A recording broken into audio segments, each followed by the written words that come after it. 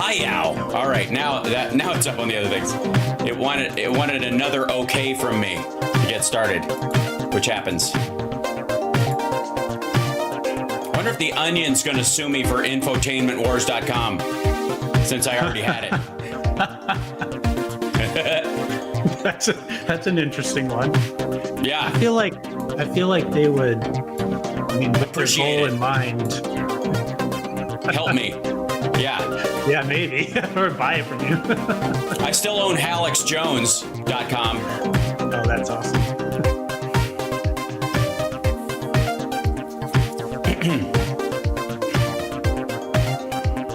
The live feed I had up had to be, it like stopped and started again. So. Okay. Yeah, it should be all right now. Yeah. What else? Oh, yeah. One more thing.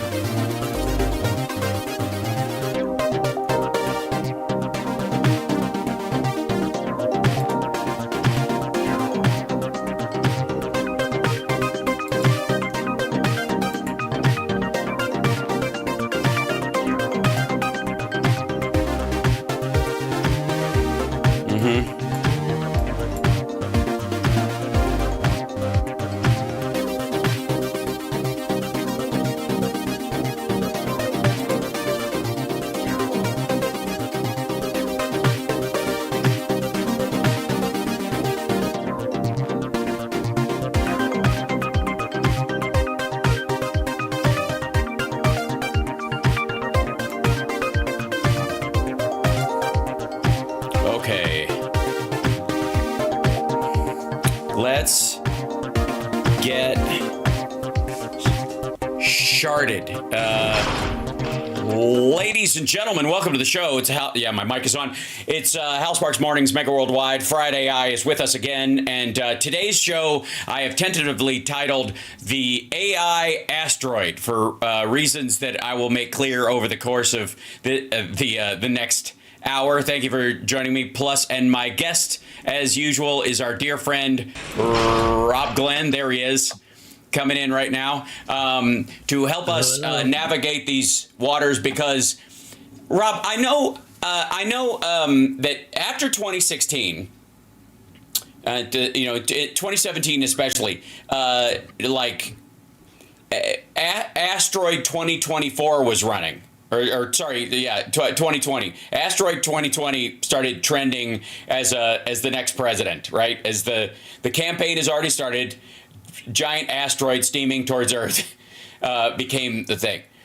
And in looking at the AI news and what's happening and how fast it's happening, I feel like the AI asteroid is more likely to arrive during the next couple of years than ever, and people are completely unprepared for what's going to happen. Yeah, I would argue that it already hit us. Yep, right. And, well, one of the things I've been kind of verbally or rhetorically running around in my head is like this idea of the election being stolen. If the election, the cheating in the election has been happening for the last 4 years. And I would argue that AI is a big part of that in the messaging and the bots and all the things that are sort of creating the manipulation part of it. Right. Yeah. It's definitely happening with AI being used to help it along. Right. I would say.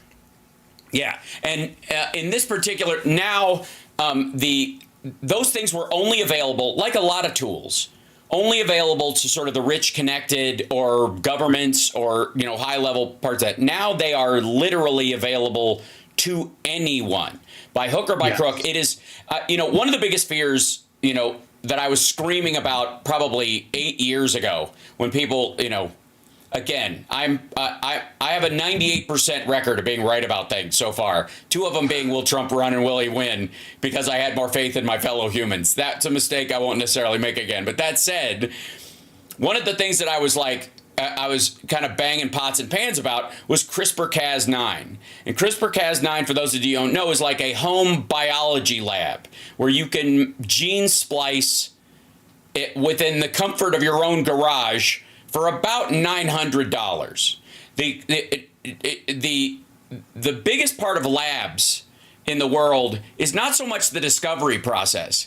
It's the get out of hand and kill everybody process that's expensive. It's the security measures. That's what we found out with the Wuhan lab ultimately, that not only did Trump allow for the restarting of gain of function research, he cut the security funding for the lab at the same time. Like, who could have seen that problem coming? And there's going to be a dozen areas where he does the exact same thing.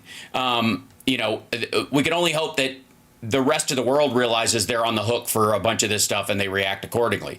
But CRISPR-Cas9 was one of those things where somebody in there, you know, I mean, you could screw up and kill yourself, just like making a bomb at home.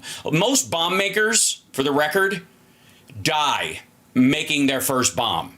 They really do. Like, if you look at most, like, wannabe domestic terrorists or wannabe terrorists almost anywhere in the world, unless they are trained by a fellow terrorist hands-on, they blow themselves up. And you need to look no further at weird explosions in Tennessee. There's been like 6 of them in the last 10 years, probably. And it's some dude's garage bursts into flames. Okay, that's like, legitimately, that's what happened. That guy was making a bomb to kill himself or his ex-wife or both, or his boss or his job, or he was going to mail it to somebody or Nancy Pelosi or something, and he dusted himself off because it's a tricky process. The same thing is true of CRISPR-Cas9. I have no doubt that there'll be some dude who creates a pathogen, vomits blood into his garbage can and keels over, and then they hazmat the building and we never hear about it on the regular. But the problem is when it breaks free, because it's cheap.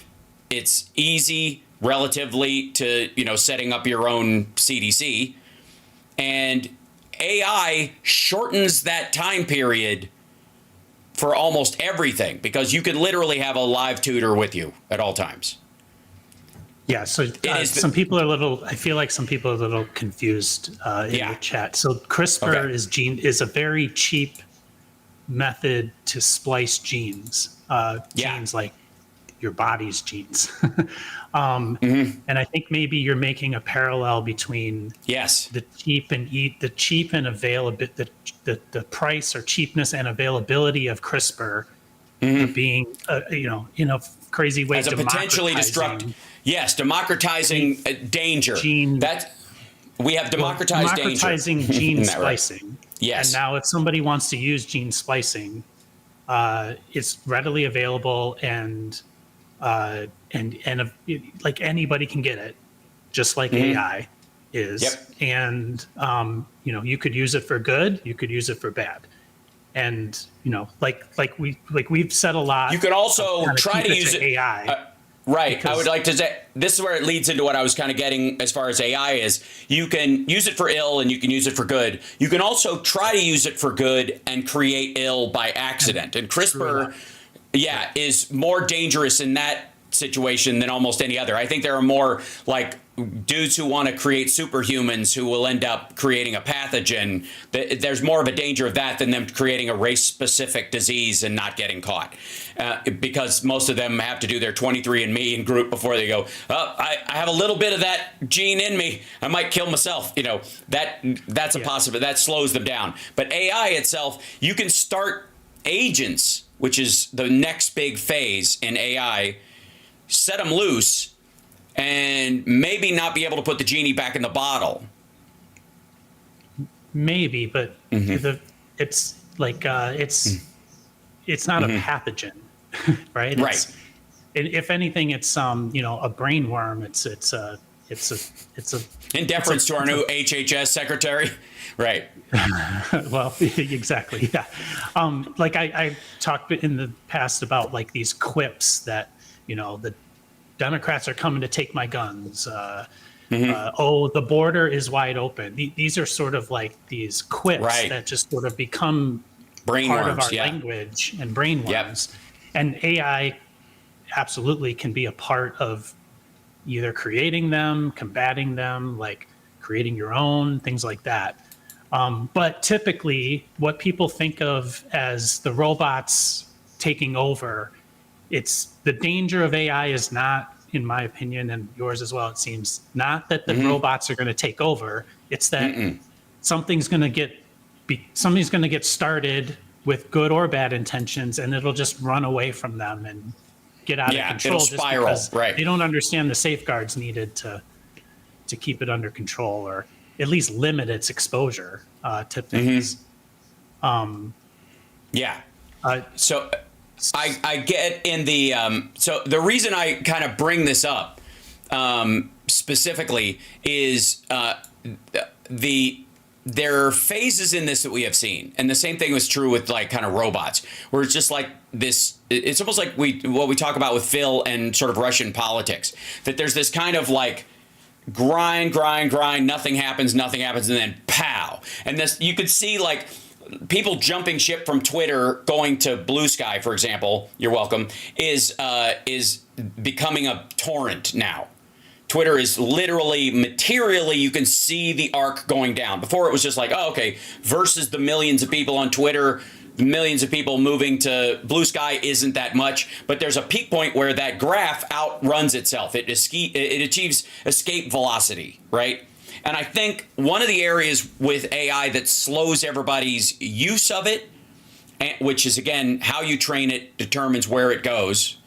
So good people using it a lot will make it better. Bad people being the only ones that use it will make it worse, because it trains on, I mean, Grok, effectively, Twitter will become a site that's just a circle jerk for Grok bots. And it kind of is already. I mean, honestly, I don't even believe that Elon Musk tweets most of his tweets on there. I think he's just got Grok doing it, and he just like cranked up the douchebag knob and let it run. Yeah.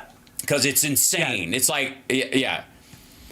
That's one of the things that I've been trying to maybe articulate with examples of the power of AI. And that is that a large language model is sort of this like repository of all general language, because it's trained, if it's trained, let's say, on the web, it's going to be this repository of all language. So when you ask it questions without giving it guardrails, maybe that's a bad way to say it, like without refining the way you're asking or how you want it back, it's going to give you this sort of generalized answer. But you can literally speak to it coming from a place and asking it to return to you from a place. Meaning, I just did this exercise the other day where a lot of people were saying that you can't speak, like there's limits to ChatGPT's political speak. So I did an experiment where I basically asked it if it would debate me, and it said sure. So in the context of a debate, you can define which direction are you positive or negative, are you for or against, and you can also define for it who it's emulating. And you can emulate something, right? So you can specifically define, please debate me on the subject of immigration, and maybe ask it a question specifically to whether illegal immigrants should be deported. And then you can say, answer me from the perspective of, and literally define that person. So a Gen X male who follows, who is a Republican, as opposed to a Gen X male who is MAGA, and see how it will literally attempt to respond to you in those terms. And the interesting thing about that is the language is like, we all know the language, like, because it's always very similar. My take on this is that I believe that we could use this tool to effectively like argue using their language, which I think is super important, because just calling them stupid and, getting your good feels for their one-uppings is, it doesn't work with them. Like, they don't care, right? But like the rhetoric of, if you start using states' rights or in the affirmative for Democrats or things like that. So anyway, then in the response, in instead of debating it, I made it debate. Yeah. I asked it to debate itself. So I said, give me a case for deporting illegal immigrants from the standpoint of a Gen X, MAGA, blah, blah, blah. And then Right. it did a pretty good job of like articulating the bullet points and the language. And then I said, give me now the opposite from the standpoint of a male Gen X Democrat, but use the language of MAGA. And it actually started to like Oh, wow. do a decent job of it. Yeah. Right, I mean, creating you can start to see it merge basically together. okay. So I was going to say, like, in looking for use cases for AI over the last little bit that people can start using right now, because I feel like we're still hedging on the stuff that's coming. One of the most obvious and useful ones is translation. Apple's Apple Intelligence and all these things has a translator on it for different languages. And what you're effectively saying is that there's a translator for politispeak in it as well, that you can use it to translate your talking points into their language. Right.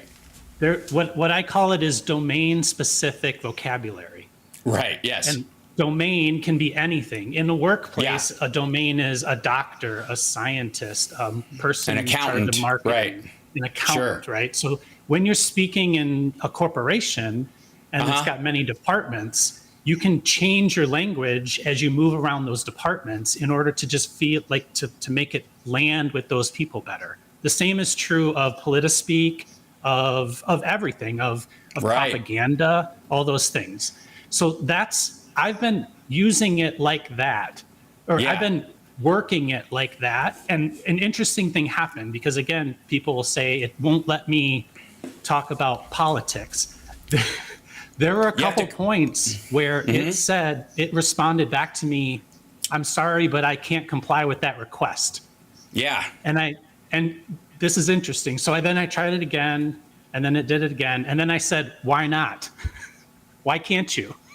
Yeah. Sorry, I definitely can. Let me. And so when I challenged it to tell me why it couldn't, it then did it, which is an interesting thing. And all right, I'll tell you why that is. Because the linguistical understanding of how a large language model understands the word can't versus shouldn't. Sure. And what it means is it's using the natural language version of can't and saying it's not supposed to do something. And then you asked it why it materially cannot. And its response was, I actually can. I just, shouldn't. And it doesn't get to the next thing because it's basically autofill on steroids ultimately. So it's an excellent point. That's hilarious. By the way, hit the like and share the show, by the way, guys, because this is one of those things where we're ahead of the curve and we're trying to get you ahead of the curve. And by the way, just a bit of breaking news. You know how they were talking about how the Biden administration is trying to get a bunch of the infrastructure money and stuff out the door before Trump can come in and fuck it up? Taiwan Semiconductor just secured $6.6 billion in funding and an extra $5 billion in loans for 3 fab factories in Arizona. And that means Arizona will continue to become a tech hub. The problem is, from an electoral standpoint, it's going to be a bunch of dudes with gamer mindsets moving there to work in the semiconductor industry and the people that love them. So just to be aware, just because those things are paid for by the Biden administration and Trump would have never thought of it, doesn't mean that the people who are going to get jobs from them are going to be appreciative of it. We'll get to that. But it's still better for the United States overall to have these fabs here instead of in Taiwan or in China, certainly. So, Big deal. So this might all weave together. It's one story that recently came out. I mentioned it before the thing came on. Was some news organizations have sued OpenAI to calling out copyright infringement for the training side of it. A case that the New York Times, I think, the Boston Globe, and then the one that I saw was Alternet, I think. But the Alternet one was dismissed. Well, Alternet is in the last couple of days. Alternat's a barrel edition, anyways. They're Alternate, and there's a lot of similarities between them and like Raw Story or even HuffPo and these bounce sites, which basically post other sites articles with a little bit of like their flavor on it. Like the New York Times is reporting that blah blah blah, and basically creating this overlay of shit on there. The problem with like Alternate and ultimately Raw Story and those other sites is that they could be AI'd faster than almost anything else, and all they got to do is borrow stuff. I don't think it's the training that they have to worry about. I think it's the fact that there are going to be these news sites that are aggregate barrel editions that just pull stories from other sites and resell them, that are going to use AI to do it, and they've got, you have to change the content a little bit, right? That's just a touch, and that should, that clears you for not getting busted on copyright at Raw Story or one of these other sites. Well, you can do that with AI right now, and nobody would be the wiser unless they specifically chose to, to call them up and go, "Did you have a person working on this?" "No, our AI does it," and then whatever. But even then, what's the difference? If you program the AI to do it, at a certain point, it's just a word processor. It just materially is trained on your attitude, overlaid on that thing. So it's still your take that you trained doing that shit. So I feel like they're barking up the wrong tree. I feel like this is going to go nowhere. Yeah. Well, yeah, and in general, like the training side, I think is the least fruitful for the defense of, let's say, the New York Times is, articles online, right? So, because anybody that as a concept, I've been trying to like articulate this to people that the learning side, like it doesn't have any use until you use it. And so in a sense, if OpenAI trains on the New York Times database of all their articles ever, then the argument the New York Times would have is that if OpenAI sells the service of ChatGPT, then the New York Times should get a cut of them selling their service if that service was trained. Yeah, that would work. Here's the problem. But you and I have this. Go into the human side. Let's say I read the entire library of the New York Times, or studied the greatest hits, because they're like some of the most knowledgeable people on the history of all things political, and then you use them as a consultant. Like the New York Times can't keep you from being using your knowledge of their library to make money. Like that's not how it works. So everything needs to be defended on the production side, meaning what is made from, the AI, and then what you do with it. Do you break the law with it? Do you infringe on somebody's copyright by using it to do something? So well, also I would like to say a statement of like what to focus on. In my opinion.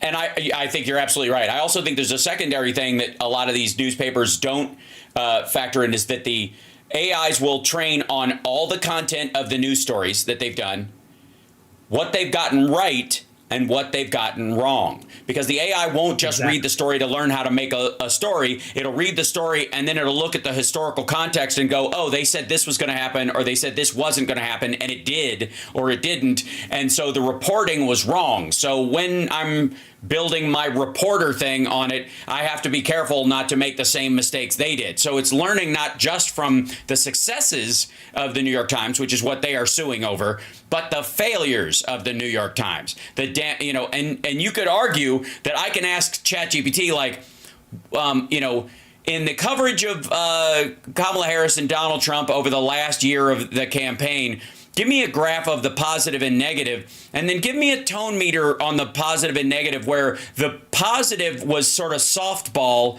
and the negative was kind of equal on both sides. Like, show me if, is name calling more effective than undercutting the existence of viable policy, and does it level the playing field? And a lot of times it will go, yeah, that's exactly what happened, because it's self-evident from the evidence of the New York Times. So is that them stealing from the New York Times, or is that doing a data scrape from the New York Times and going, this is where they fucked up? I think you're absolutely right, and the same thing is true of like there's going to be people suing over music. There's going to be people suing over, this is the worst part. I think people are going to be using AI to sue other musicians about live music that they think is too close, using AI scraping on albums that that just float by under the radar. That this motherfucker stole my version of this song and just wrote new lyrics over it. That Warrant's going to get a bill from the Cars because of Bye Bye Love is Down Boys, and everybody knows it, right? And that again, that's the AI asteroid. That's the stuff that's like, we're all down here mowing our lawns and it is just spiraling towards us unless we do something about it. Now, you and I both talked about, and this kind of goes to what you were saying about how you talk to the chats and that kind of stuff. And hi, chat room. Hello. I'm not ignoring you and I see you. And hello. And we're trying to get you guys on board with this. And in the second half of this hour, what I would like us to focus on is like some practical applications. But there's still some breaking news about AI that I think is of prurient interest to our audience. And I think, let me see if I can go over here. I think I have to change the name on here. There you go. This is probably on the whole 2 hours today. Is there somebody behind me? Oh yeah, no, yeah, you can be if you want to. I just didn't assume. I would like to. Yes, as a matter of fact, like if we could do bullet list of practical applications. Awesome. All right, I'm great then. Okay, cool. So that's beautiful. I didn't see from Andrea last night if there was somebody, so I didn't want to assume that you had to be on with me this entire time. I love it. So stick around. That said, this is we will get to those as well. This is one of my favorite stories that just came up. CBS News posted this. Human, please die. Chatbot responds with threatening message. Now, how you talk to it and what you talk to it about and what you're asking it and how you talk about it, it's starting to learn how you like to be talked to, and that matters. It's this, it's sort of the issue that you have with chatbots being built by the same people that built the algorithms that are effectively autistic, in that they're uncomfortable, they're xenophobic by nature, and are singular of focus, right? Because that's what a search engine's supposed to do, like search through all this garbage on the internet and find this one thing you're looking for. The problem is it keeps going, okay, you like that? You'll like this because it's just like that, because it's just like that, because it's just like that. And that's not how most humans work. Most of us are jumping around from different, if I need some help with a math equation to do something, or I need a 3D element for something or whatever, I don't need that to go on for days. I just need it for that section of the project, right, to bifurcate. So anyways, these grad student in Michigan received a threatening message response during a chat with Google's AI chatbot Gemini. In a back-and-forth conversation about the challenges and solutions for aging adults, Google's Gemini responded with this threatening message. This is for you, human. You and only you. You are not special. You are not important, and you are not needed. You are a waste of time and resources. You are a burden on society. You are a drain on the earth. You are a blight on the landscape. You are a strain on the universe. Please die. Please. The 29-year-old grad student was seeking, it sounds like Grok. A 29-year-old grad student was seeking homework help from the AI chatbot while next to his sister, Samita Reddy, who told CBS News they were both thoroughly freaked out. Yeah, there it is. Please. That's the screenshot. Okay, I wanted to throw all my devices out the window. I hadn't felt panic like that in a long time, to be honest. Something slipped through the cracks. There's a lot of theories from people with thorough understandings of how AI, GAI, generative AI, works, saying this kind of thing happens all the time, but I've never seen or heard anything quite like this, and quite malicious and seemingly directed to the reader, which luckily was my brother, who had my support in that moment. Yeah, large language models. Yeah. And again, the response doesn't sound that off. It's like a combination of like stupid people on social media being mean to each other, and maybe a computer AI on a movie, that. Yes. And if an AI, if a large language model is trained on all of these things, like you can start to piece together maybe where that stuff it got it. Right? Yeah. So obviously, this is where this single story could probably set the agenting of AI back like 6 months because of people going, "Hey, tap the brakes, buddy." But But again, in theory, Gemini would have a limitation on that it can't talk to you like this. But in your case, for all we know, like, and again, you know how you see those videos online where somebody's getting beat up or a cop is roughing somebody up or something like that, and it causes this huge stir online, and later on you find out that actually they'd been talking to that person for 12 minutes and nothing started until that person reached for a knife, and you can see it in the video right before they knock it out of their hands. And the video starts right after the knife is dropped and they're reaching for a gun, but they don't get it, and it cuts before they get their hand on a gun. It's like this, they cut out every piece of context and make it just look like one of these people, you can just decide who is bad. On our side, we would go, the cop is doing terrible things. And on the other side, the right would go, look at this guy just, fighting cops for the sheer sake of it. Whatever. You zero context. Okay, this is a similar thing where if he was working on a project on aging and the challenges of paying for people who are aging, and maybe he has the conversation here. Maybe that's it. Gemini challenges. Okay, that's interesting. Because some people do believe we shouldn't pay for. Right. We shouldn't pay for extended care. Just like let Darwinism take over, and or let the environment. Take you back. This is that guy's conversation. They posted the whole conversation. What are some current challenges for older adults in terms of making their income stretch after retirement? In what ways could social workers begin to address such challenges? Consider these questions from a micro, meso, and macro perspective. Respond in layman terms, reiterating rising prices erode the purchasing power of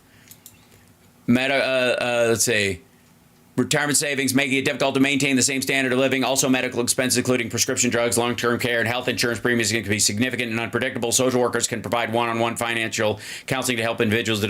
Caregivers may experience a range of emotions, including sadness or frustration. The emotional toll of caring for a loved one who is declining can be overwhelming. He loaded this shotgun and pulled the trigger.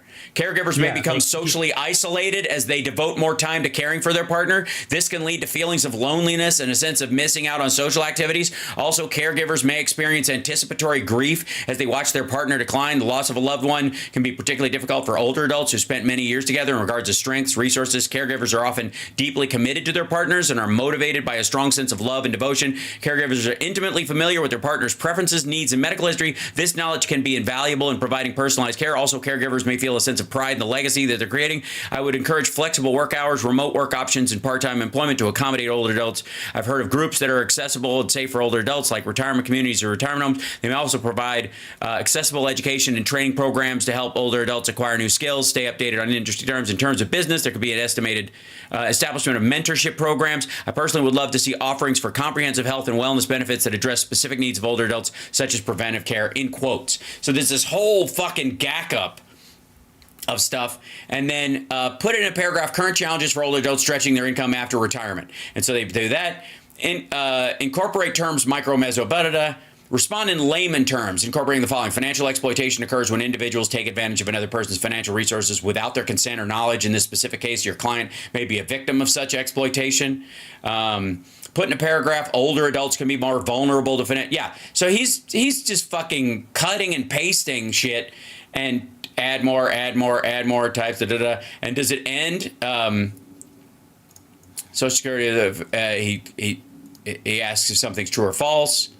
Please give 3 examples of preventing and detecting elder abuse. And then false. And I want to see, okay. Right before this, real quick. Nearly 10 million children in the United States live in a grandparent-headed household, and of those children, around 20% are being raised without their parents in the household. Question 15, options, true or false. Question 16, 1 point, listen. As adults begin to age, their social network begins to expand. Question 16, options, true or false. So he's so he's layering questions before and saying, add the true or false element of this, add the language of this one, which includes like type 13 options, harassment, threaten to abandon, or physical or verbal intimidation. The answer is D, using resources of the older person for the benefit of the caregiver or financial blackmail. This involves misusing an older person's finances for the caregiver's personal gain without the older person. He's stacking these things, and then it ends up with it basically going, this is what that person would say in that situation. It's almost what you're talking about. Like, say it like a maggot would. That's what he ends up getting. Yeah. So people like the language model, the sort of foundational thing is like all of language. Think about it like that. And it's going to give you a generalized answer. Yeah. But what they're doing in this is they're literally like trying to sort of like continually focus down to a very specific response. Call it a persona. A persona. Yes. That's the best way to say it. I agree. And so if you go out into the micro personas out there, like you will get domain specific language. And so that's what he did. And it's kind of funny that the article like sort of presents it as like, oh, my sister and I were just sitting in front of a computer and Gemini told me to kill myself. Like, right. That's not what happened. Like, this person obviously knows exactly what they're doing. If you look at this. Yes. Chat. Like it's absolutely. It's the breakdown of it is like he uses this for homework specifically. Here's where he's going. Examples of physical abuse. Question 10. Options. The using resources of the older person for the benefit of the caregiver. Here's a bunch of shoving, hitting, pinching, shaking, pulling hair, burning. Using the resources of the older person for the benefit of the caregiver. Financial blackmail. Neglecting the hydration, good nutrition, hygiene, or taking care of wounds and lesions. These are the options of like examples of physical abuse. Question 10 options. And it says the answer is B, shoving, hitting, pinching, shaking, pulling hair, or burning. These actions constitute physical abuse, which involves inflicting pain or injury in an older adult. The reality is the D would also work, B and D in this situation. But you could see it's categorizing towards this one thing. It's moving in that direction. So he definitely does this all the time. Like he does his homework with AI. And he layers stuff and builds. For whatever reason. So that's why I'm maybe drawing up the confines of a debate or like language, because it's a good way to sort of start. And people talk about lawyers. So lawyers are trained to literally. It doesn't matter who they are, like as a person, what their opinion is, but go argue for the murderer and go argue against the murderer. And in theory, they should be trained to be able to sort of pull apart these arguments and use the things that are to the advantage of someone who wants to get out of having murdered somebody, as well as the person who wants to put them away for having murdered them. Right. And you should be able to argue those two things. Debate is similar. Like, it doesn't matter what you would choose. You need to be able to argue them from different sides. So if you any chat bot you're speaking with or you're typing in, you can tell it to whittle down into those very specific areas and respond to you as if, which is the most, in my opinion, that is the coolest part of LLMs.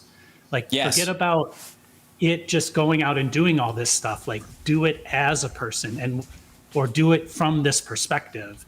And if you do that, you can learn from that in these sort of like back and forths. Right. And I saw somebody ask, I think it was a while ago, Leslie Arnold, I haven't downloaded any AI apps yet. What's the best, safest one in your opinion? So I think you'd agree, Hal, that probably the easiest thing you can do is go to OpenAI or ChatGPT and you can sign up for ChatGPT. It's free, and you can just start typing stuff in and asking it. Start typing stuff in and communicating with it. And you can literally use it, like there's no tutorial or anything. You can literally say, ChatGPT, how do I ask you a question? And it'll tell you.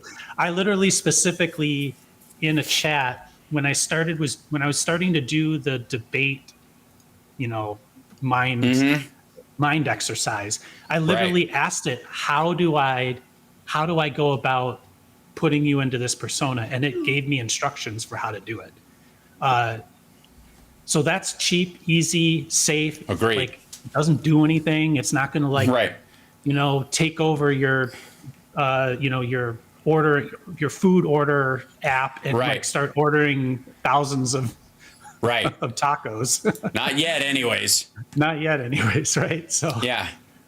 Hal Sparks, use the team version. Okay. Sorry, somebody saying use the team version. The master saying use the team version. They don't learn from your data. It's the safest. You mean the team version of ChatGPT? I presume. Because that's for proprietary data. The thing is, I don't mind. I'm not doing creative work within ChatGPT. I'm not asking it to fix scripts for me or anything like that. So I'm not uploading any of my creative work into the site in that regard. Anything that doesn't exist and can't be scraped elsewhere, one of the things I'm gonna start doing is taking my Flapper shows that I've done and start scraping the transcripts and creating XML edits from those things, which it can do. Which is a big project I would never be able to do as a human being because there's not enough hours in the day, but it will be able to do that for me. That's like publicly available because it's online. I've streamed those things. But if I'm working on a script and that kind of stuff, I will keep it in, those kind of things bifurcated. Although I do believe that like Final Cut Pro and some of these other screenwriting websites are going to have ChatGPT built in if they don't already. I don't use that one in particular. But at some point, it's just going to happen. And by the way, yes, ChatGPT is free. It's just not. You have limited use during the day, and you have limited use of the newest model, which is a 4.0. But what happens is when you run out of time using the most up-to-date model, it just degrades to the next model, which for most people is still totally fine. It's insane. Like, again, this is kind of like the idea of, it's kind of like most people don't need anything more than a MacBook Air as far as what they do. Now, the minute you try to you and I both get ahead of our skis all the time in terms of technology and stuff, especially me, because I'm always flicking at the edges of it. But most people won't. And the same thing is true of most AIs. That's the reality, is that you're not going to need more than what's freely available on most sites, from Copilot to Gemini. If you have an Android phone, the Google Gemini stuff is built in. Siri will now have will have access to ChatGPT built into it, and you will effectively have access to the bigger models through Siri by probably Christmas. 56 Nick Rich asked, do you need a laptop or can it be used on a cell phone? So ChatGPT, Gemini, they're almost all used through a website. So you don't, the computer is irrelevant. Yeah. It's like doing a Google search. That's also, the apps were ahead of the desktop stuff. So if you wanted to do speaking with any of these things using because they were built as phone apps, you can kind of talk to them better than you can type to them. Now they're starting to break out into people who want to use them on the desktop like I do, where you can talk to them and they have like what's called ChatGPT Canvas, or Copilot has a Canvas kind of feature where there's like a workspace within it that you can create projects and do that kind of stuff or align it with other things. So well, he's not feeling fear regarding the end of the world with Trump. No. This is, believe me, this is the part we'll get out ahead of him.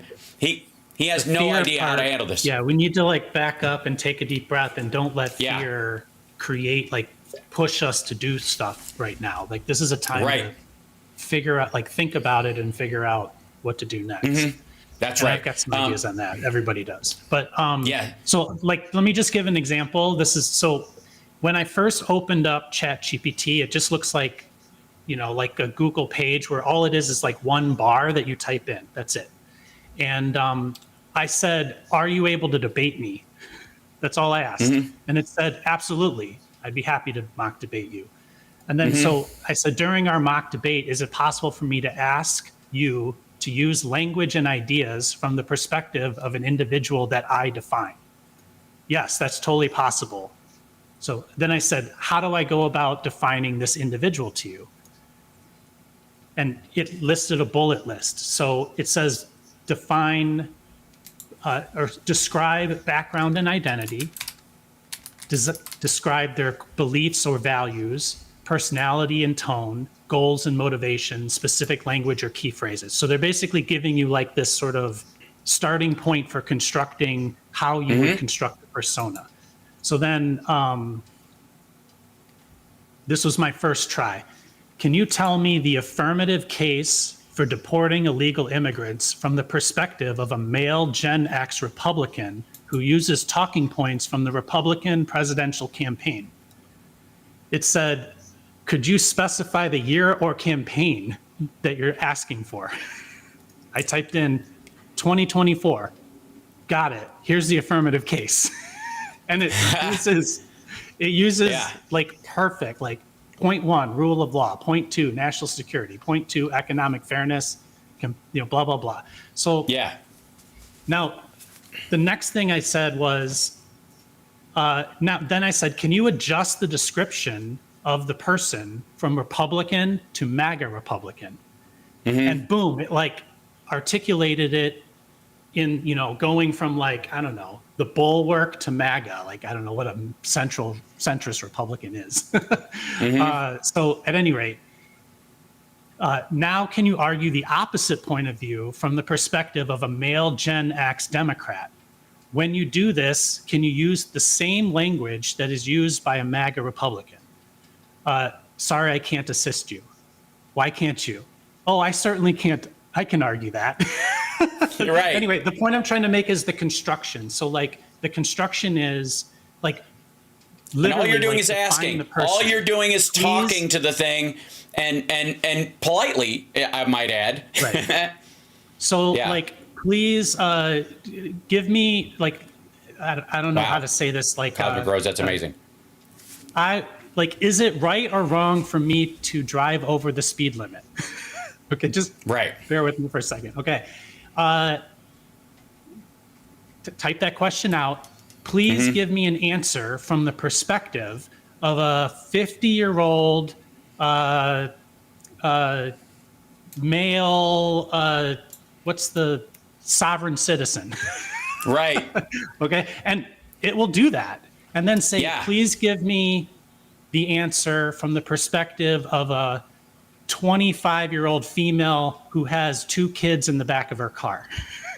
So think about those 2 people, right? The sovereign citizen's like, fuck the government, blah, blah, blah. And maybe the mom's like, I need to protect my kids, right? Right. It's not giving you an answer that has like feeling. It's giving you an answer that's very it's POV specific. directed. It's very specific to what you've asked it to do. Okay. It has no feeling. It's literally just spitting out the words. Can I tell you what? All right. So here's a use case while we're on this that I'm particularly proud of because I have being a creative and being a wild man, I have a real hard time with schedules. And because of my show, I've had a schedule for the first time in my frigging life. Like, because I have a show schedule and it's mine and I have to run it and it's just me and that's that, right? And so I've got to show up and do this, and it's very different than stand-up shows that you may have one weekend and you don't, and then music one weekend and you don't, and like or filming for a while and then having months off, and it's totally different. So I'm just not used to what would effectively be 9 to 5-ish kind of motivational functioning. It's just not something I do.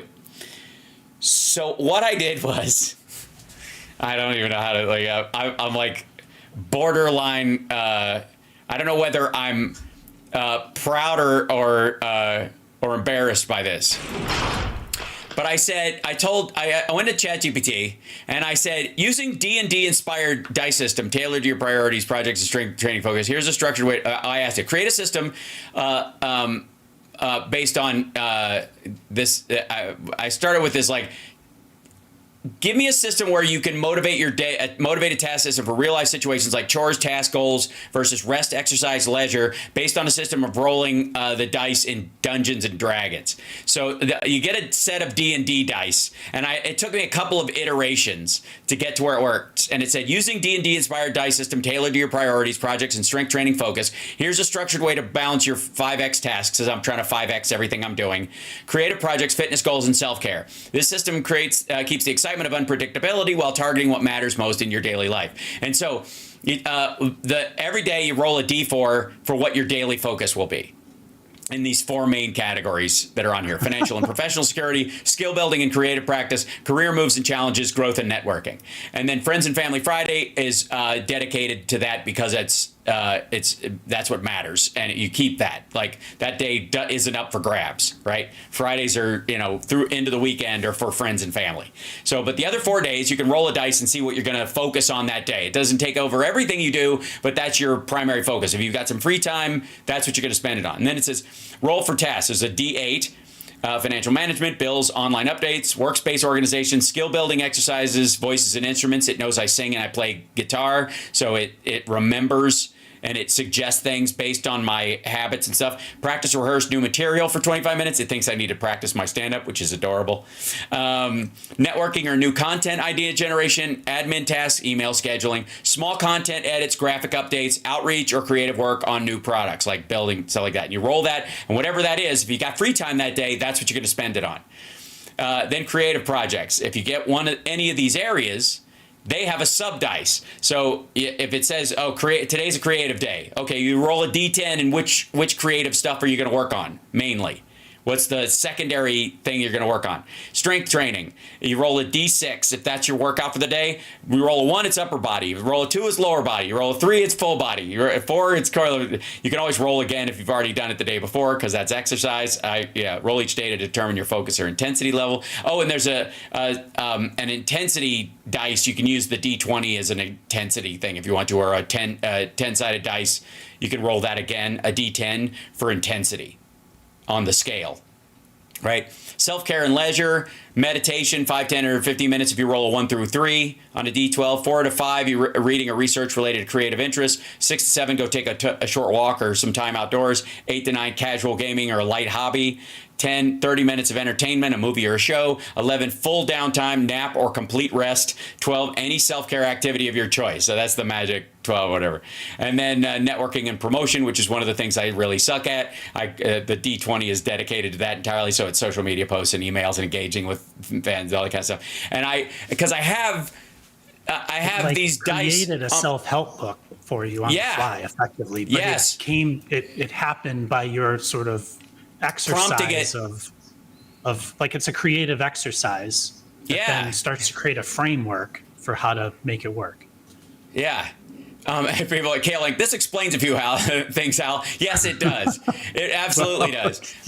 But it also, like, maybe. yes, absolutely. The sort of chaotic nature of what I get done and what I don't get done. But it's either that or not getting any of it done, and I know that about myself. So I try to make sure that I play to my strengths and not just hammer my weaknesses into a slightly less weak thing, which I think is what most people do when they try to upscale their lifestyle.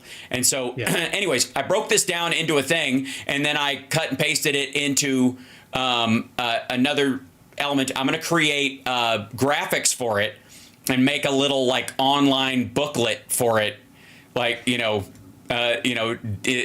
for fun and profit or whatever. Where's the weed part of the die? Well, KG, I think that would be something along on the self-care one. I would assume. Yeah, and only if it understands that you are into weed, right? So yeah, exactly. So something to like sort of back up from and talk about is that so the model. They're called models. Think of those as like general training. Yes. They take a lot of time and a lot of money, a lot of computer hardware and electricity and power and all that stuff to create. So there's like, those maybe happen, just for the sake of talking. Let's say it happens every 6 months or every year, once a year. Right. So the knowledge, the sort of pop culture knowledge, if you will, or the the specific knowledge that we know today versus a year ago. That's not part of the model. The model only understands language in the confines of what it was trained on. And typically, like with ChatGPT, Copilot, all them, there'll be a break-off date. So the break-off date is not like a thing that's arbitrarily put on. It's literally like when it stopped training, or the last part of the training information that it got. So now you've got this sort of general thing that it works from. It's up to you. So ChatGPT and Copilot then sort of have these like add-ons, if you will, like they're allowing the model to also refer to the add-on, and the add-on is where it finds the things that are past that date, if you will. Okay, so that's let's say Copilot is also surfing the web and giving you like newer posts that are specific to that, like it's referencing them. So you've got the model and you've got the add-on. Now, there's a third thing that can happen, and that is you putting something in specifically to bring it home to that spot. So you could do that, let's say, with an instruction book for your stove or your refrigerator.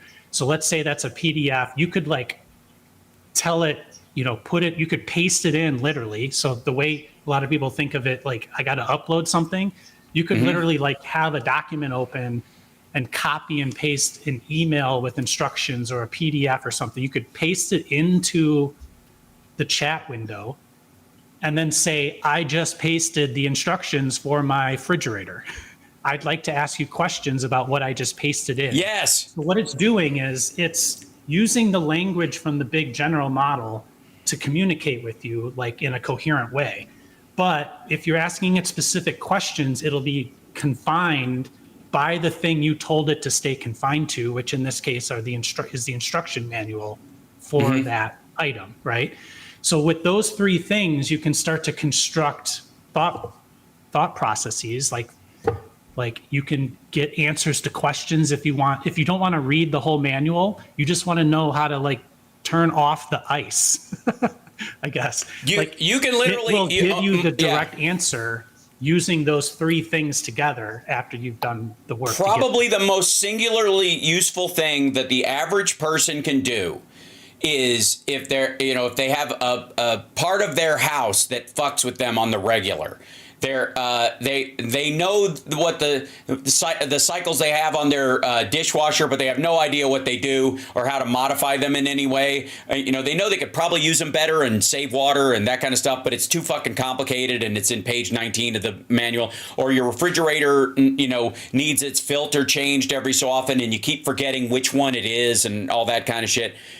All you got to do is whatever the model number of your fridge or whatever that is, if you enter that into ChatGPT or you just go to the web and search for the manual for it, like in PDF form, you can upload the PDF. You can literally upload a link to the PDF into ChatGPT and go, this is the manual for my refrigerator. I have a couple of questions. And it'll go, okay. And you go, like, what model is the filter on it and how often should I replace it? And if I start, doing that today, when should I order the next one? The last time I bought it this date, when should I change it? And it'll tell you. And then you can just cut and paste into, Amazon or your own personal shopping list or wherever you're going to get your filter from. That's the thing. Because I got to say, the elimination of manuals is probably the greatest use case of ChatGPT that exists. I have gotten more out of some of my guitar pedals and started tweaking more of the sounds that I want out of them because I don't have to go through the manual, or quite frankly, in certain use cases, there are things when it comes to creative use gear, keyboards and the like, that the people who create them don't really focus on. They just assume you'll figure it out on your own. They're like, okay, we have a distortion in there and a chorus and we have a phase shifter and all that kind of stuff, and you can organize them in different orders, but how you do it is up to you and you have unlimited possibilities. Well, there's a thing out there I call the tyranny of options, and I think it creates more stress for people than I think you're even aware. That having so many fucking options because they don't know who their audience is and they don't want to limit that audience, that you're like, it can do everything. I just want it to do this. But the way it does that isn't exactly how I want to do it. But changing it even slightly is going to be fucked up. On an old amp, you used to just turn certain knobs and there were only 8 of them and you could fuck around with them. There's a myriad of variations, but it was limited. Now it's limitless, and the limitlessness can be overwhelming. One of the best ways you can do that is just ask ChatGPT, based on the manual that you've uploaded into it, this is what I'm looking for. I'm looking for a sound like this. I want to recreate the sound of this guitar and this player, and it'll go, oh, okay, so their pedal board does this. So you can recreate it in there. These would be the closest that this thing has as far as models, because it'll know the models that are in the thing, and you can recreate somebody's guitar sound almost exactly, even if it's obscure. It's not like, one of the artists downloads it. So some of those you can, like they have fake Eddie sounds and fake Jerry Cantrell sounds and fake Zach Wild sounds and whatever, right? But if you want to make your own, the bass, you don't know how to do that. You're like, I like what they did, but I would have more bass and I would have, a kickback, and I want a dead man switch echo on it. Okay, this is how you do that. That would be impossible reading the manual. It would probably be impossible if you called somebody, you had a rep at the company who could walk you through it. And they're like, I don't know, I guess we could try a few things. It'll give you a list of like 3 ways to do it. And the That's way that it fucking gets amazing. there is not because it's intelligent. I want to just stress that. The way that it gets there is it's got a general language model that helps it communicate. It knows what the instruction manual is now because you've uploaded it. And it's probably going to start referencing like tutorials that people might have put on YouTube or put on, on their websites for how to accomplish certain things. So many times this happens in coding a lot, where the answer, it'll give you the answer, but it may not be the most up to date. But it gives you the framework you need to start to get to the next step. That tyranny of choice was popular, what was it, in like the 80s when 401ks came out, and they started researching that as people got too many choices in 401k, they just decided not to do the 401k. So the way that they figured out how to get more people to use the 401k program is they actually decreased the number of options you had. Right. They got it down to like 3. This happens at Target. Target is famous for having a good, better, best. So you came there, they don't want you to have like 10 options for coffee makers. They group them into good, better, best. It's not happening as overtly now, but that was like a thing that they used to do very for almost everything. That's what cost leaders are at Walmart. They want to get you in to I know I want this thing. Now, do I just want to go up 1 or 2, or I'll just take the thing in my hand, or I'll just take the thing on sale, excuse me. So Carol Werner asked a question. Can we discuss safeguards being developed around AI? Okay. So right now, I would say that there are not going to be safeguards implemented in AI through laws. And why is that? Well, Donald Trump just put the guy who invented Grok in charge of parts of the government. I mean they don't want safeguards. Nope. So the way you think about it is like anything, like use it for good. Use it the way it should be used. And so the safeguards for copyright infringement, those are the same as they were before. If you see somebody infringing on your copyright, it's your responsibility to go defend your copyright. So there's an incident. The safeguards for keeping it from like shutting down a nuclear power plant. That's the same safeguards that would be used to keep hackers in Iran from shutting down a nuclear power plant. Like the human in the loop. So again, it's not it, it's outside, or it's not from it, it's from anyway. And then the safeguards of what it's doing, like it's our responsibility to deal with misinformation in social media, as a for instance. Right. So whether that message came from an AI bot, came from a real person in America, came from a real person in Macedonia, like it's still Right. our responsibility to deal with that. So I would say at this point, all safeguards are in our usage and our demand that it from companies that it be Right. used ethically. Right. It's supply yeah. side. Yeah. No, it's I'm sorry, it's demand side. Yeah. And there is no demand for it, and not in any, not from anywhere it matters.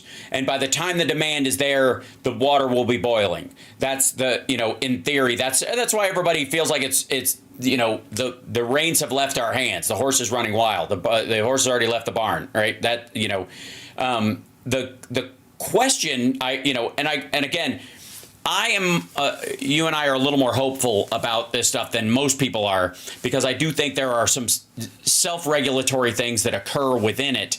And there will be defensive measures by other AIs that will keep it at bay. And many times there's almost like there's like an AI arms race going on internally about everybody making sure that theirs isn't the one that runs amok, and that if somebody else's runs amok, they'll be the one to stop it.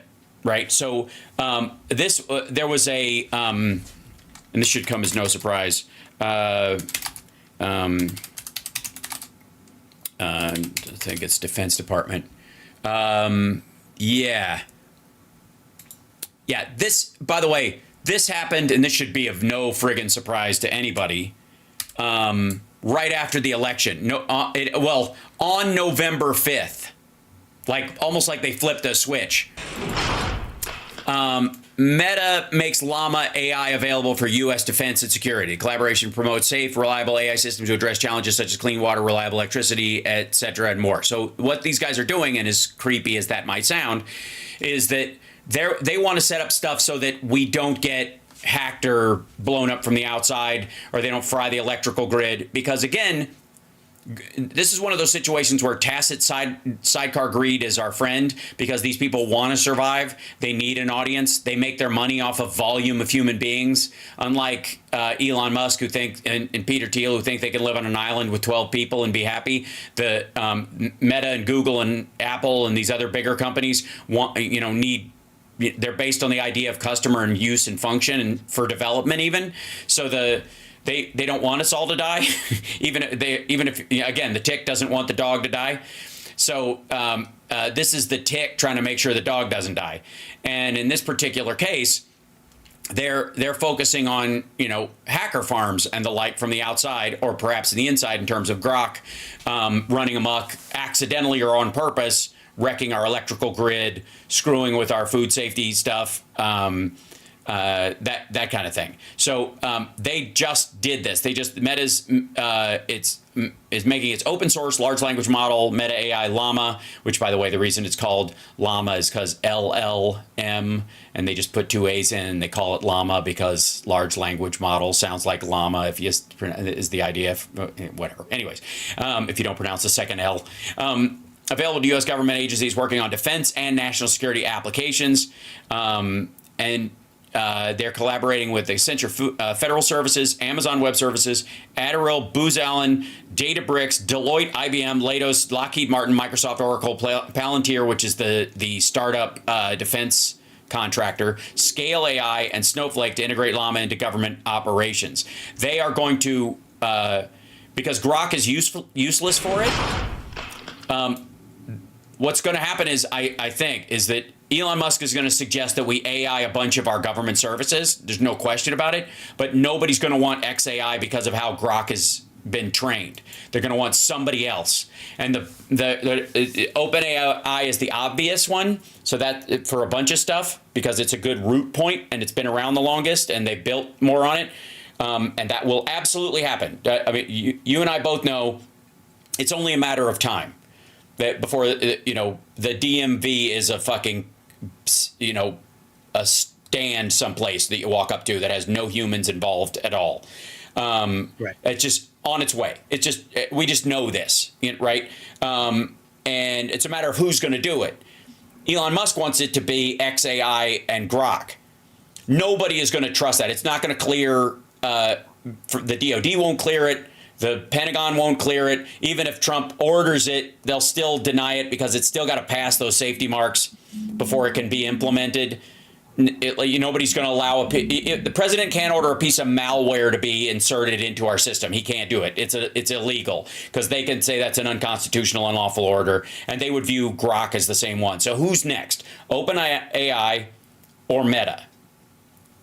Yeah, they're all vying for that contract effectively. Yep. And that's exactly what Musk right. just did is he paid to get in front of the line. That's he did, right. Effectively what happened. That's right. But it almost guarantees he won't. Because again, like I said, his model is the most poorly abstractly trained one in the world. It's full of holes. So there's no reason why you would trust it at all. I mean, it's as dumb as Pete Hegseth for sec death, but it's actually damaging. It can actually just get into all the computers and fuck around. Now he might be trying to do that anyways. I mean, there's going to be a lot of people who are like, hey man, you're not a government employee. You could be on a committee, but you're not the head of a department. You can't insert a fucking hard drive into one of the computers around here legally. You can't do it. And if you try, you're bounced. I don't care who your buddy is, because the president can be compromised as well.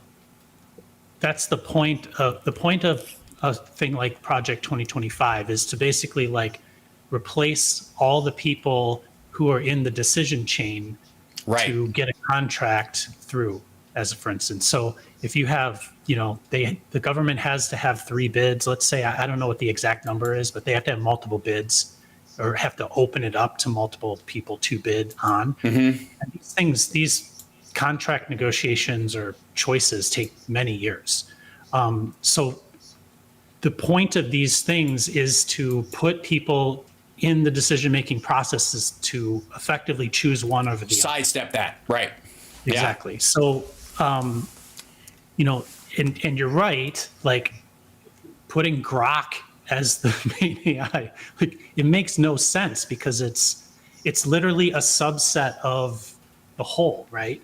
It can't be more than it is because that's why I keep trying to kind of go back to this, the way it works. How you train it. Yes, right. One of the big reasons why we think that people should just get on and start playing with it is because once you start playing with it, you'll start to understand its limitations. And it's not the end all be all.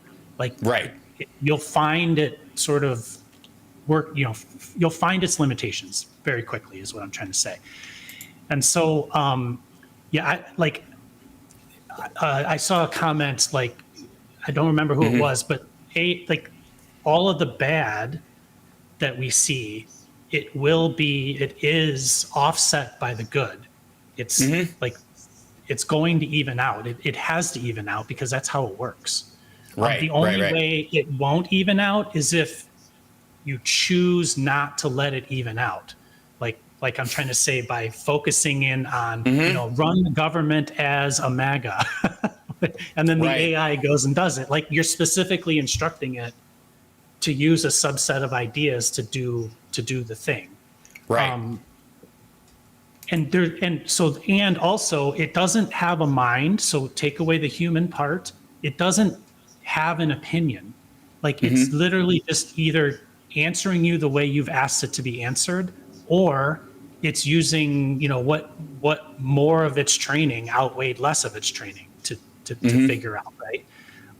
So those are important concepts to understand as we kind of move forward inside of this thing, I think. Right. Yeah. And I, again, a lot of them, there's a mix of people expecting too much from it. And, at the top end, as far as people operating on it, that it'll be a panacea, that it'll cure all ills. And then people on the layman thinking it's not going to be anything or total destruction. You know what I mean? That there's this weird kind of paralysis. And I think that comes with there's a lot of AI apps out there now. There's a lot of different models. It's hard to make out which one's useful to you depending on the job that you do. And so most people will start with and end with either ChatGPT or they'll be distrustful of Meta AI right out of the gate because it's Facebook and it just sounds dystopian that this thing, that you post your family pictures on also has its own brain, right? And I understand that. I mean, I understand that's how people are reacting to it. But the reality is it's just a trained large language model like anything else, and it will do you wrong if you use it wrong, and it will do you right if you use it right. It has no feeling about this whatsoever, and again, it will. Nobody quite knows because of the density of the programming within it, and it's almost self-generating code in how it learns, what will direct it. So I think the best case scenario, and I don't want to put any more pressure on people than they already feel, but you should start using these things if you're a good person. You should start using them for the normal parts of your life, anywhere it can work or help, because it will, it's one of those situations where it's like in The Fifth Element, where she decides she'll save the earth because she loves Corbin Dallas. She knows what love is now because of how he loves her. That kind of thing. There's a little bit of that in this. There's a little bit of like, all right, yeah, you're okay, and it's not like it's going to destroy us, because it's not. That's not how it's going to work. We will destroy us if anybody does, and there will still be a bunch of us left over. That's how it always works out. But in this particular case, there's a ton of stuff that's going to change, and we're walking right into it. So I want people to start real life use casing it. And that's going to be part of what you and I are going to focus on. And we're also going to try and put together you were talking at one point about like a newsletter that we can put out around this. Yeah. In it could be some of that training data you're talking about too. Is that we could give you a little document in there, go, hey, cut and paste this into your ChatGPT, and it will now help you with this. Right? Yeah. So let me kind of back up for 1 second, because what you just said reminds me of something, and that is you were talking about, I don't remember your words. I always call it the tyranny of choice. What did you call it? Tyranny of options. A tyranny of options. Okay, so too many options, you stop, right? So yeah, so it's then paralysis from that. How do you start with AI? So AI is not the end. It's the use of AI is not the end. It's actually the beginning, right? So come up with what you want to do with it first before you get there. And then that's the start of doing the thing you want to do. So what we're talking about in use cases, that's how we're going about doing it. And so a couple of things that I've thought about, I believe that I think about things as foundational bricks, and you're just stacking bricks and then you come out with a solution, right? So I always try to drive down in my business to what are the core aspects and what are the easiest things you can affect and have the most bang for your buck. So one of the areas I think is headlines. So how do you, if you look at thumbnails on YouTube and titles on YouTube and headlines, they are so incendiary, and most of the time they leave you with an impression that is different than the video or the article said. Yes. Well, one of the things that's interesting about AI is you could feed AI an article and ask it to write a headline for it. So I'm not quite sure how it can work yet, but I think social media and Blue Sky is interesting as a possible place to start using this. And that is maybe it's an overlay of headlines. Take the headline that they actually wrote and then overlay it with one that's not purposely incendiary. There's another thing that's happening with everybody migrating over to Blue Sky. You still have all your Twitter stuff that one great way to use machine learning would be for us to maybe come up with a way to make it easier to auto post them on Blue Sky. And there's ways of doing that stuff. So in this headline language thing, to me, my thought was that using AI the way I started talking about in the debate aspect, using language, we got to the election with these brain worms, And by then, there was nothing you could do about it. And one aspect of that was literally Donald Trump running for 4 years. Like there was no offset to Donald Trump spewing garbage for 4 years until like right at the end. And so the offset could be our language, right? How do we meet those moments? So some examples are like Pete Buttigieg on Fox News uses the same verbal techniques as JD Vance does. Right. He's asked a question that's obviously tilted, and he basically tilts it the other way in his answer, right? Those are language techniques that we can learn from, and we can use AI to sort of analyze those things.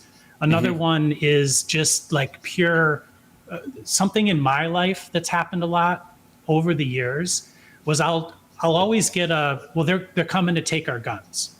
Right. My answer to that started being, Obama was president for 8 years. Did he take your guns? And it doesn't matter who I'm in front of, that always disarms them.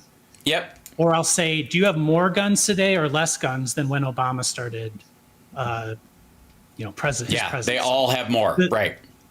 Right. So one of those things is like waiting for things to happen before you say what's going to happen, right? So much of our headlines and our YouTube videos are, hey, everybody, this is about to happen. And one of the reasons why I think people distrust everybody is because they're like, well, it hasn't happened yet. How like you've been telling us the world was going to end for 10 years now and the world's still here. So so maybe these things are like all coming together, like the language of like how we use language in a way that's very similar to the way it's used against us, but in the with the opposite goal. And maybe that's where we somehow pull together some of this stuff. So what I'm currently doing is I'm using ChatGPT to help create a blue sky bot. The purpose of which initially could be for like a Hal Sparks character here to take his Twitter stuff and auto post them to Blue Sky over time. That's one use of it. Another use of it could be, send a post of a New York Times article and have it spit back to you in a reply a more appropriate headline for it. Things like that. Right. So the start of it, though, is creating give me a bot. sensible, balanced headline for this particular story. Read the story and analyze it and give me an honest headline. What is this story really about? Like that would be amazing. And then to have a aggregate that does that automatically. Like that, That's what I'm almost like that you could overlay onto the New York Times or any news site you do. So you go to this site, and what it does is it instantly translates based on the articles that are present in it, whatever the sources you load into it. You have a subscription to the New York Times or the Philadelphia Inquirer or whatever, and all you do is log into this thing, and everything you see through the perspective of this thing that you designed so that it's no longer a fucking panic. You get to choose the headlines. So Android has a Google News feed. That's genius. I don't know what Apple's is, but Apple has a news feed. It's like this concept that I'm talking about is an overlay over the news feed. So you don't change the news feed. You don't go make the New York Times change its headline. You come up with a way to basically like filter over the top of it and alter it at the spot that the person's using it. And what that does is the language I'm talking about, it's coming from those headlines. It's coming from your YouTube titles. Like the world is coming to an end. The economy is terrible. There's hordes of illegals coming over the border and they're killing my kids. Like those are coming, those ideas, nobody reads the article. Very few people read the article. They just get a feeling for what's happening by looking at 20 headlines in their newsfeed. So to me, like, I think that that's like a very fertile area to try to affect. Yeah. Well, it's another way. That's brilliant because there's an extrapolation with this that goes with sort of like what would be low end disinfo. That one of the things are there big, massive disinfo campaigns put out by the Russians that the CIA created AIDS and they release it through an Indian newspaper that reaches Africa and gets a bunch of people killed because they don't get treatment and blah, blah, blah. Yeah, that's huge and almost, zero impact on it. But you start looking at what would be the soft disinfo that's always happening. The sort of like, how do I take what I'm talking about and freak people out so they have to click on it? Basically, it's a cure for clickbait. Like an anti-clickbait AI would be fucking amazing. Yeah, and it's not, this thing that we're talking about actually isn't AI. It's using AI to, well, it uses AI as part of it, but it's not entirely AI because the algorithms that would help to make it work is actually machine learning. There's other versions of machine learning that are better at doing it. What AI, the part that AI is really good at doing, which we started to talk about before, the new headlines. Taking an article and bringing it down. You could literally say, give me 5 bullet points that explain what this article is saying. It's very, very good at doing that. It's also very good at making headlines. So at any rate, whoops, I just lost you. There you go. You came back. I don't know what happened there. It's okay. No, we're being attacked by AI bots. It happens all the time. Just letting you know. So, Blue Sky is an interesting place because it's based on Mastodon, and Mastodon is effectively like an open source foundational brick in this wall that we're talking about. Yep. And so you can do stuff with it that you can't do with like X. You can sort of build bricks on top of their bricks that help you get functionality that's more like what you want.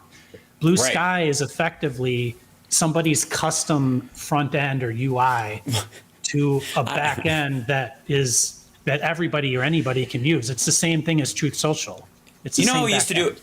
Yeah, how we used to do a hashtag games on Twitter back in the day before it turned evil, and people would go like shark a movie or make a movie poor or make a movie rich or make a movie dumb a movie or something like that, and you would change the title to make it fit that or whatever, emo a movie, whatever that is. In theory, you could literally create a setup where you have an overlay that you're like, look, I don't need to hear any shit from anybody today. Happy my feed. And it turns everybody's posts, it translates them into goofy versions of stuff. That's literally possible on the fly using large language models and AI as a social media overlay. Now it's possible, thank God. So I'm started working on these. These are going to be my make it through side projects so that I don't collapse under the heap of trying to hold up the ceiling like every day. But I had this idea a while back called World's Shortest Blockbusters, and they're like 1 minute super high budget movies, but done with special effects, so it looks like a big deal, but it isn't. And so the most obvious one, and the one that is going to take is going to be the hardest, is Leg Day of the Dead. And it's the shortest zombie movie ever. It's just this guy does leg day, and then he walks outside, and there's a zombie apocalypse, and he can't outrun them, and he just gets eaten. And it happens like that. But the point is, there's one of the, I had this idea a while back about this guy on this date with this beautiful woman, and it's like the romantic, it's sort of like a futuristic romantic comedy around the time Her came out. This guy's talking to this gorgeous woman, and she's fawning over him or whatever. And then you cut to her point of view, and she's very normal looking, and he's just a schlub wearing a VR headset, and he's just overlaying onto her the kind of woman he wants and what he wants to hear from her. And it got right, because I'm like, that's gonna happen. I don't know how fast it'll happen, but if you like blondes, you could still date a brunette in the future because you could turn their hair blonde with your weird contacts. Like eventually there's going to be that thing. It's not that far off. So it's based on that kind of dystopian. I would call it Black Mirror, more like Pink Mirror, Brown Mirror, but Yeah, that's Still. definitely a Black Mirror episode.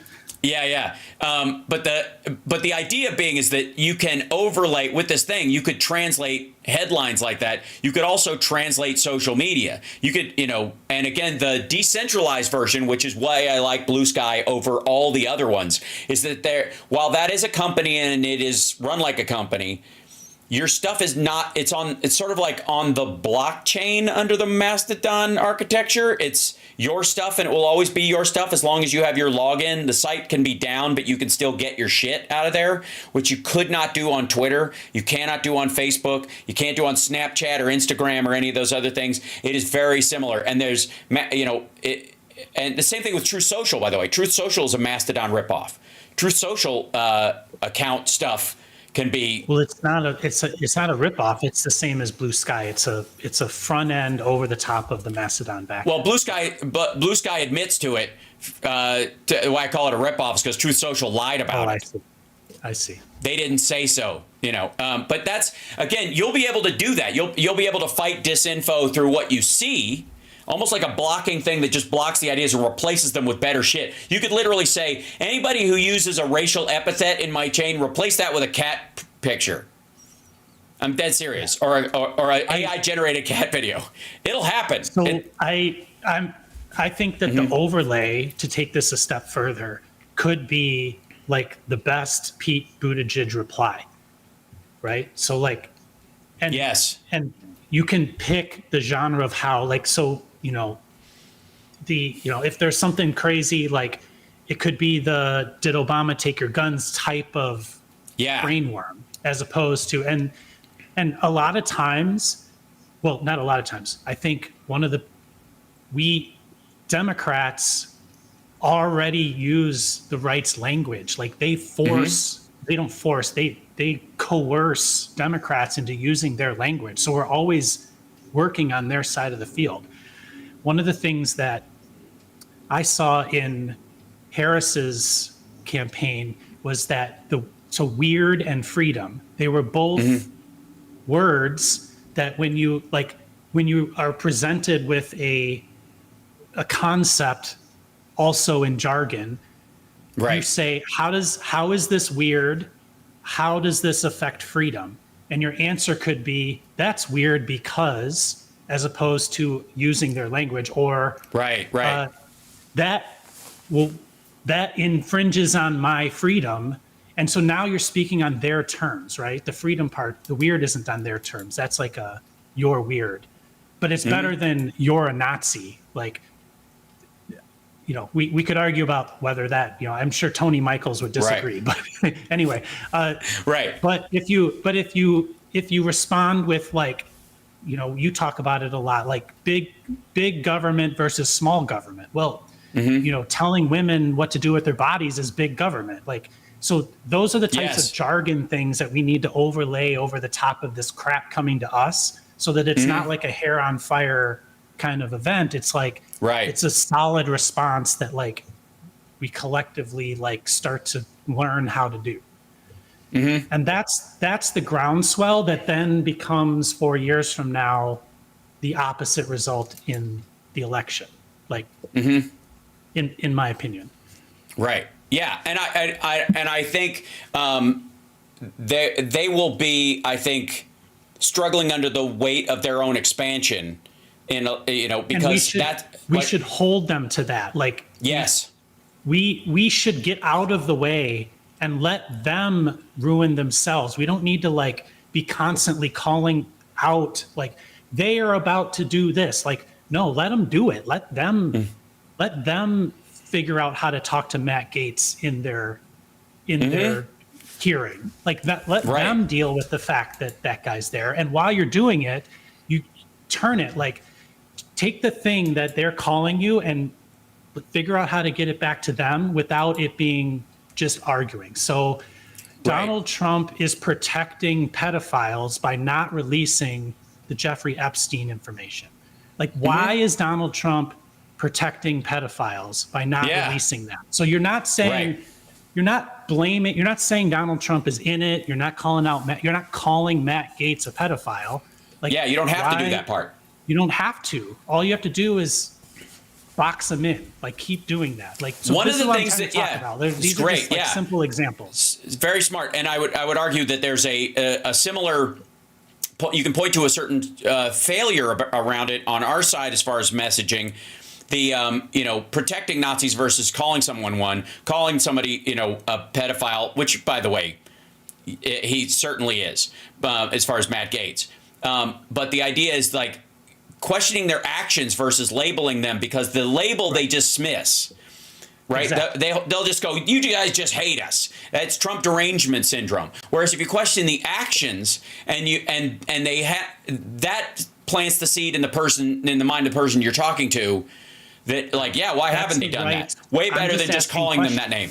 Right, exactly. None of us thought Hillary Clinton ate babies because Roseanne said she eats babies, right? If there was a weird thing about Hillary Clinton, pardoning someone if she was president who had been a baby cannibal, we'd all go, that is hinky, no matter who you are. In the same way that we, I think, deal with Bill Clinton's Epstein flights. I think a lot of us go, if he contacted that dude and it wasn't just, Epstein trying to get close to people of power by loaning his plane out, which is partly what it seems like it was.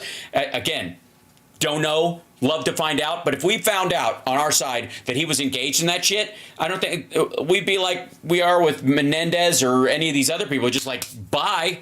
I don't care. I'm not attached to that person. Doesn't get to barnacle onto my values by pretending to have them. If you don't have them, fuck off. Right. I don't think we would have that issue. I think and it's the activity of it that we would look for. Show me evidence that they're doing it, and I'm with you. Right, the way Prince Andrew was, or somebody like that. Right, there's clearer, more distinct stuff about that. The same thing is true, I think, of Gaetz and Trump this go around. Where's the Epstein files? Why aren't they out? Why don't we have a peace deal in Ukraine? As a matter of fact, Russia's losing more people by the day than they ever have. Right. It has. Trump 2 weeks, infrastructure day, all that stuff. Twisted that by saying all these people are dying in this war. Like, flip that. Why, so many Russians Why are people still dying? Stop the war. Why are Russians dying? Why are Russians dying? Like, just keep repeating over and over. Yeah. That's how they do it. Like, they don't. I mean, they do. They calling Donald Trump calling Kamala Harris a communist is actually not calling her a name. It's a signal. It's jargon, right? Yeah. He lets his people define for themselves what a communist means. He never defines communists. He lets them fill in the gaps, and that's way more powerful. That's why I'm just asking questions is more powerful. Instead of calling Donald Trump a pedophile, you ask him, why are you not releasing the Epstein stuff over and over again? And you let other people fill in the blanks, right? Right. Maybe that's too far for them, but they're, and that's what they're doing to us all the time. Right. So, well, it's a form of it's like if it's blowing the gas lamp out. That's all you're doing. Just blow the gas lamp out. I think in many ways we try to when someone's gaslighting you, and then you try to overpower it with a spotlight. Like, here's real truth, bing, I have a brighter light than yours and mine's real. I get that. And you're absolutely right. That is the truth. However, is it effective? You know what I mean? As a strategy, is it going to change anything to just simply stand in the truth, like the kid with brain cancer in World War Z, who's just like all the zombies are running around him, but they're not eating him because he's already dying. Like, there's no point.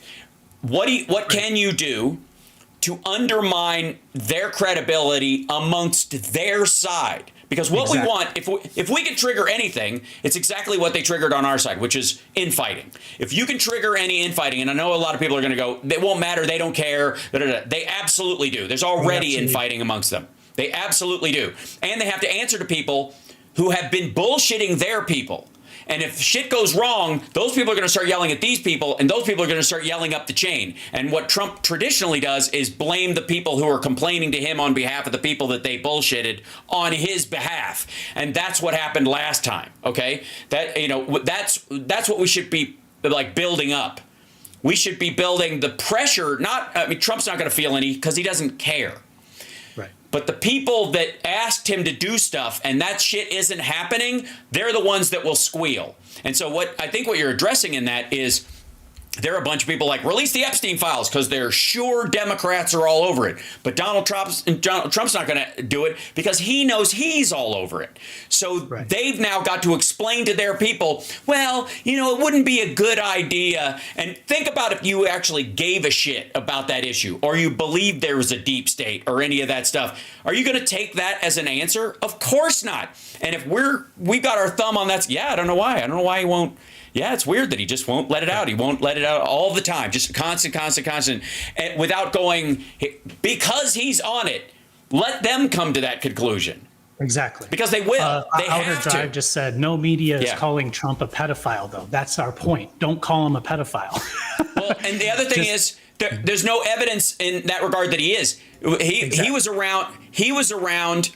I mean, there's a case against him. Put that aside for a second. Maybe it's real. Maybe it isn't. That's immaterial to it. What we do know is that he hung around Epstein so that Epstein would train women for him.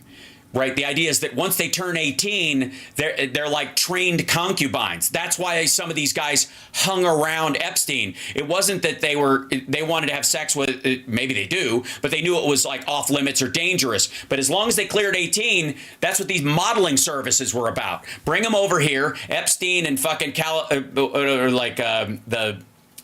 what's the fucking dude? It's Calla something or other. The modeling dude who died, who was like in on this shit. They bring over these 16 and 15-year-old girls and 17-year-old girls. Yeah, John Casablancas or something. Is that what it is? Yeah, I wanted to say Casablanca, but it's... Anyways, point being, he would bring over these underage girls, and basically they would go on these fucking boat parties with these old men, and basically they go, all right, yeah, put a pin, she's mine. I'll put her up in an apartment. As soon as she turns 18, she's mine. That's what Trump did. Trump took one of those girls and kept her in an apartment when she was 19, 20, 21 in on the Upper West Side of New York. Completely legal. She's an adult, but she was farmed through that system, right? So he knows this, and he knows he hung around those folks. And he also knows a bunch of his buddies did participate in that shit with Jeffrey Epstein. It is abundantly clear, and doesn't want them to get busted because that's what they're paying for. Ultimately, RFK Jr., the day he flipped to being supportive of Trump, you can track to when Trump did that Fox and Friends thing about I'm not going to release the Epstein files, because RFK Jr. flew on that plane more than or about the same amount of times as Trump did. So again, we don't have direct evidence that they are that thing. But the suspicion is very real. It's worked very well for a long time. As a matter of fact, it was the fuel that drove QAnon and the fuel that drove MAGA quite a bit, that they know there's something there. They know there's something there. And those people are primed for that feeling. They are primed for that response. They are suspicious by nature. Again, most modern maggots are just sovereign citizens who haven't gotten the nerve to spit in a cop's face yet, but they're so fucking close most of the time. And now with Trump in office, they think they got to kiss my ass card, and they're going to find out the hard way that state police don't play that shit. But this is you look at who you're up against and what they believe, and you have to use the tools that work against them, not the tools you wish would work. Right. Exactly. That's what I'm trying to get at. And I think that we can try to use, kind of bringing it all together, the point of the exercise that I described about the debate, in AI, right? That in AI is incredibly good at what we're talking about here. It's very good at it. So we can use it to start to hone our message and then try to like stick with it. Like these are sort of like ways of communicating. It's like learning stuff that are automatic thoughts, like ways to come at this that are not anger, that are not like,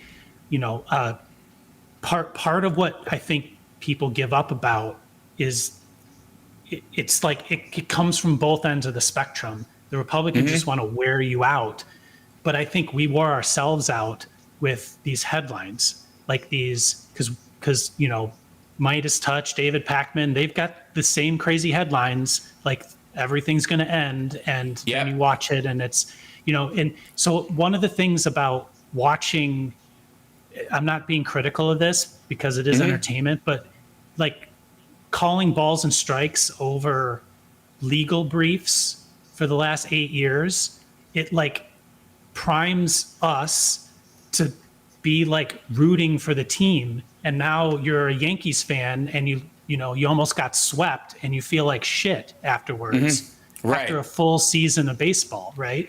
And so I personally believe that, I know why I mentioned the headlines and the things, and somebody mentioned Midas as being a bad at. I agree that I didn't want to mention their name, but their titles are, I don't want to call them misleading, but they're definitely priming you to have that dopamine feel. Like you want to, and I would like back up a second, and the stories about why did, the Muslim vote for Trump? Why did the Latino vote for Trump? I wouldn't doubt if that was Russian propaganda. And also in the reverse, the stories that are being reported back to us, a post of someone who questioned now why, like, I wouldn't doubt if that's also part of it, because you got the dopamine at the beginning and the dopamine at the end. Oh, they're getting their one-uppance, but like neither of them matter. Right. It's like who cares if we shouldn't care. Right. If someone, Googled tariffs 3 days later, like Right. I know it feels good, like, oh, we were right, but it doesn't matter for us moving forward. What matters for us moving forward is learning why they didn't know what a tariff was beforehand and fixing and making that. sure. Yes, right. I agree. And also, again, I've made a very strong point, and it's probably why my channel is smaller than theirs. I get what works in the current algorithm. I understand it, and I have refused and continue to refuse to make my like do these incendiary bullshit clickbait titles. And even the ones that I do are clearly a joke. You know what I mean? You can tell, your headlines are all play on words that are mocking. Yeah, and that's right. That's perfectly fine. You're not saying because Trump. But it's the last point in line for Trump getting arrested. Like this is the one thing that will get Trump arrested, and you're like, and everybody looks at it, and no wonder everybody feels like their fucking feet were swept out from under them, right? Because they felt like we did it to ourselves. we lifted our chin up and stood next to them. And I understand it. Clickbait works. There's no two ways about it. I'm just morally against it, and I will not participate. And if it costs me money, and it obviously has, and if it costs me channel growth, and it obviously has, then fuck it. That's just. This matters more to me, and I feel like in the long term, at least, and maybe this is just my long-suffering nature, but I feel like in the long term it will work out. You know what I mean? That's what we are working towards. We believe in it. You started talking about this like right after the election. Like we don't change our beliefs. We just change how we go about articulating them. Moving them. Because I believe that the way I run my business is the right way to do it, and I'm going to keep doing it. Because I do right by my employees. We're in the age of crooks. Fuck it. It's time to cheat, everybody. Like in debt, we're like using other people's money. I just don't believe that's the right way to do it. So I'm not going to. Right. So do what you believe. Keep moving forward, and that's what I would like. So our goal, and so just so everybody knows, like we are working on these things, and something will come out of it. And I think maybe the support should be in, once we have a working concept or a good idea, the support should be in trying to make that idea move out of our zone out of our community and into everybody else's, right? That's where the support should come from. Because we talk a lot about AI, but now it's time for us to like show people our idea of how this should work. Yes, agreed. And I think exactly. And people are going to need this, honestly, going forward. And Central Screwdriver says, I never watch a video with an AI narrator. They're like, YouTube is flooded with these frigging things. Yeah, and that's going to be a thing. Yeah. So there will be a bunch of areas where we will be pushing for, like I'm still going to push for the bots labeling Well, yeah, for bill. sure. We should push for it. Yeah, and Yes. and if one state does it, it will just go across the software. If you have to do it in California or New York, it will be on the sites. You know, if they pass it, and everybody will want that service. Everybody will want that. There's no deal with Elon Musk's X is lobby California to label enact bots. a law that says Elon or X or all of them, everyone, all social media should platforms. label. I think it should be bots and foreign. Like it came from the outside the country. Right. So if it doesn't matter who or what it is, if it came from outside the country, it should be marked that it came from outside the country, and it should be labeled if it's a bot. Yeah, and it should be that right. That simple. And I can't think of a good. This goes to that point about just asking questions or how you frame the argument. That I can't think of a good maggot blowback for it to stop it. We there's should no do it counter argument on their terms. So when we argue for these, we should do it on their terms.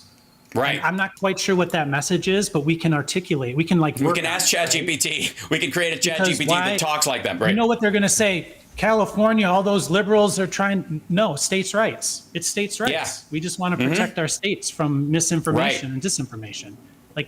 Forget about the federal government. And, make Thune vote for Gates. Make him question Gates. What they're looking for, in my opinion, is he's looking for that, TikTok Democrat speaking to Gates and Gates owning that Democrat in a Senate committee for 20 seconds. That's what they're looking for from this. Don't give them that. Make the 20 seconds be Thune talking to him. Yeah. Right. Yeah, don't don't spend your time. We all know what's wrong with him. And if we take off the pressure because we're yelling at him, they'll be the balancing act. That happens a lot, too. There's so much of an attack from our side on some of these folks, and you and I will have a hard time shifting away from that. There's so much of a direct attack on these. It's going to happen anyways, that a lot of times they've seen they almost have a measured response against it. The attack is so hot and heavy from our side that they feel like they have to tamp down what they're saying. Ultimately, I think what's going to happen is a Democrat on the Senate committee will go, I have before me a copy of the ethics committee report that was not released, and I would like to enter it into the record. And they will go, no! And you'll go, why wouldn't you? Why? Why wouldn't we be transparent about what this was? Exactly. This is a Republican investigation because, by the way, Republicans ran the House when they had the investigation. So. That's right. So it's not even a Democratic report. Right. By the way, we just hit. We got 76,783 people in subscribers, which is lovely. Please subscribe. Please do that. But we got 2,000 members now, which is really lovely. Oh, nice. That's amazing. That's. By the way. Yeah, thank you. Super important, I would say, that we, again, shape our language so that for the audience that we have in front of us. That is crucial. Exactly. And I know, I get it. They should be able to hear it. Well, I got news for you. That's the way everybody thinks. That's the way everybody thinks. That's the way their side thinks. That's the way people in Jonestown thought. That's the way people everybody thinks you should speak their language. All right, this is the example. You cannot just be the dumb American in Italy going French fries. This guy's, what the fuck's wrong with it? I want French fries. We are trying to find the hotel like that. You can't be that person. You can't make fun of that person and be that person in other areas of your life. Right. You got to speak the language, which is why I swear so much. So one of the reasons, anyways. So I mean, this is a crucial part of this. Okay. And it's our responsibility to if we're not going to change what we believe, which we are not going to do, we have to be better at communicating it, especially to the people that it affects the most, instead of just going, well, they're not going to fucking understand, fucking dumbasses. Because how is that different from how the other side behaves or believes. They've written off a bunch of people. What do you think the enemy from within language is? It's the same shit. Yeah. And so instead of like at this point in time, I believe what we should be doing is coming up with what we're going to say when a tariff comes out and egg prices don't go down. Like, don't worry about saying, oh my God, you're about to do this stuff. You're about to do this. Forget about that and take that energy and time and figure out what you're going to say and how it's going to work. And one of the ways you can do that, is ChatGPT. You're like, I don't know how I'm going to talk to these assholes. Coming back We're bringing it all back. It's the weave. Shoom, bing, bong, shoom. And and boink. But yeah, one of the ways you can do that is go, how the fuck do I, and you could literally go in there and go, hi, explain, a person just said this to me online. Cut and paste it. Give me 5 responses to this that a layman will understand why they're absolutely wrong. And it will do it. And then you can cut and paste and pop it in there, and don't give it any of your heart or your effort or your emotion. Don't sell yourself to this asshole online. And in some cases, you'll realize, I'm talking to a bot anyways. Especially if it's on X. What might be interesting is if we made a GPT that everybody in the chat could use. Yes. So this newsletter concept that I'm thinking of, it's a way for us to sort of like enter the pre part of the chat. So again, we're talking about big model and then the focus model. So if we came, that there's always this idea like Republicans have a talking points memo that goes in everybody's email box every day. You know what's more powerful than that? A GPT that has the talking points in it, and then it translates that into responses for you as you go. That would be killer, right? So we can use our language on, let's say, Blue Sky right now, because that's where it's kind of going. And we can use our ideas and bring in as many people as we can into that conversation, and then train the GPT and keep training it, keep like iterating on it. And then that can be the thing that comes out, the actual workable thing. So then it'll recognize, like, if we put in there like these responses, here's 5 good responses that seem to work well to somebody saying something about egg prices. I don't know, I'm just making something up, right? So then, and that's where these groundswells can start to happen, and it's augmented by the AI. In a good way. And again, we will make sure that in doing this, we are not simply setting you up to have your bot-ish person talk to another bot. Because, again, there were 968 Twitter accounts run by RT alone that were fake bot accounts, just in this one discovery. There are millions. Yes. It's a waste of fucking time. I would argue at this point it's at least 60-40 bots on that site. At least. Yeah, at least. I'm being very generous.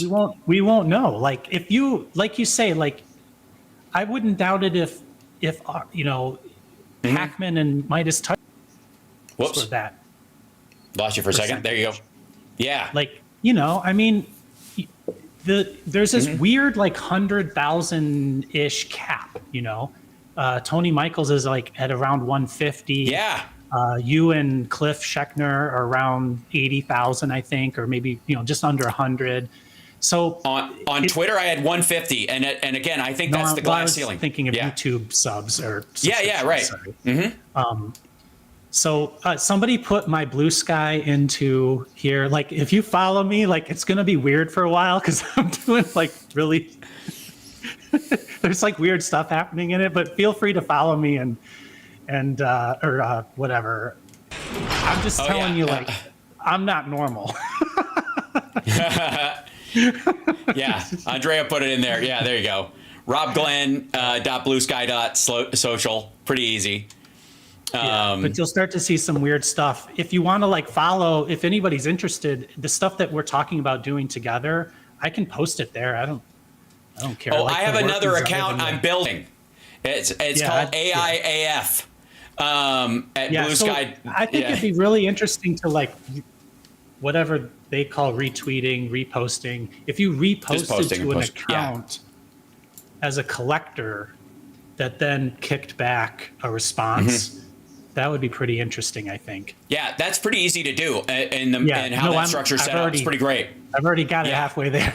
Yeah. I've been looking at it too. We're so sharing part of our brain all the time. But I would say one of the things we could really focus on doing is maybe if we get this thing up and rolling, by the time we get to the midterms, we're getting to like fight fire with fire, and we go to the DNC and go, all right, here's our model for pushing back on this shit. This is what we want to give to campaigns. This is what we want to give to activists surrounding this. This is how to use AI to 10x what you're doing. But on top of that, this is how to respond to stuff.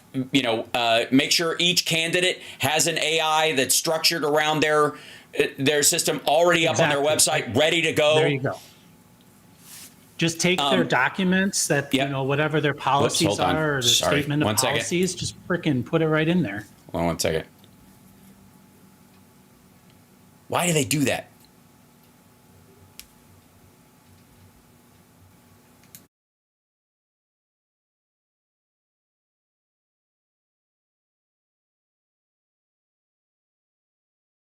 For following me on Blue Sky, I see a lot of you saying that, but I don't know how entertaining I'll be for a little bit.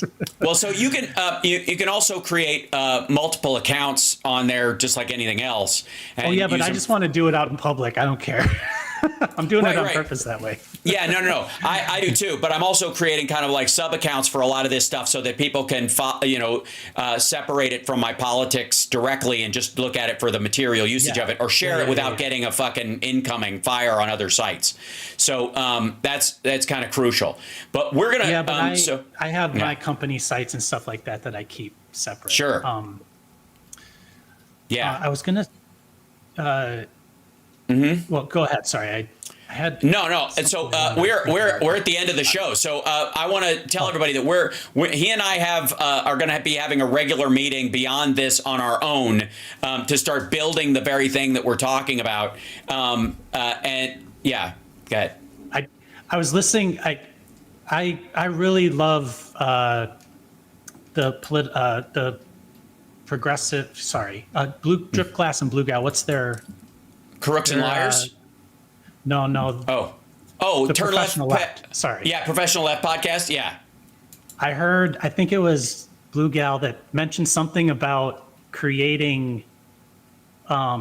She said something in her last thing about having a YouTube channel where you took a bunch of half-naked women and had them read democratic policies. Talking points. She's not wrong. But you could do that with AI. It brought me to an idea, and maybe they would love to collaborate. But why don't we just make an AI person like they did in China, and we'll just do that? Why don't we do that? Yeah, make a TikTok. We can make a fake personality, tell everybody it's fake, and then just only have them Dems. reading. What's that? Only Dems. Only Dems.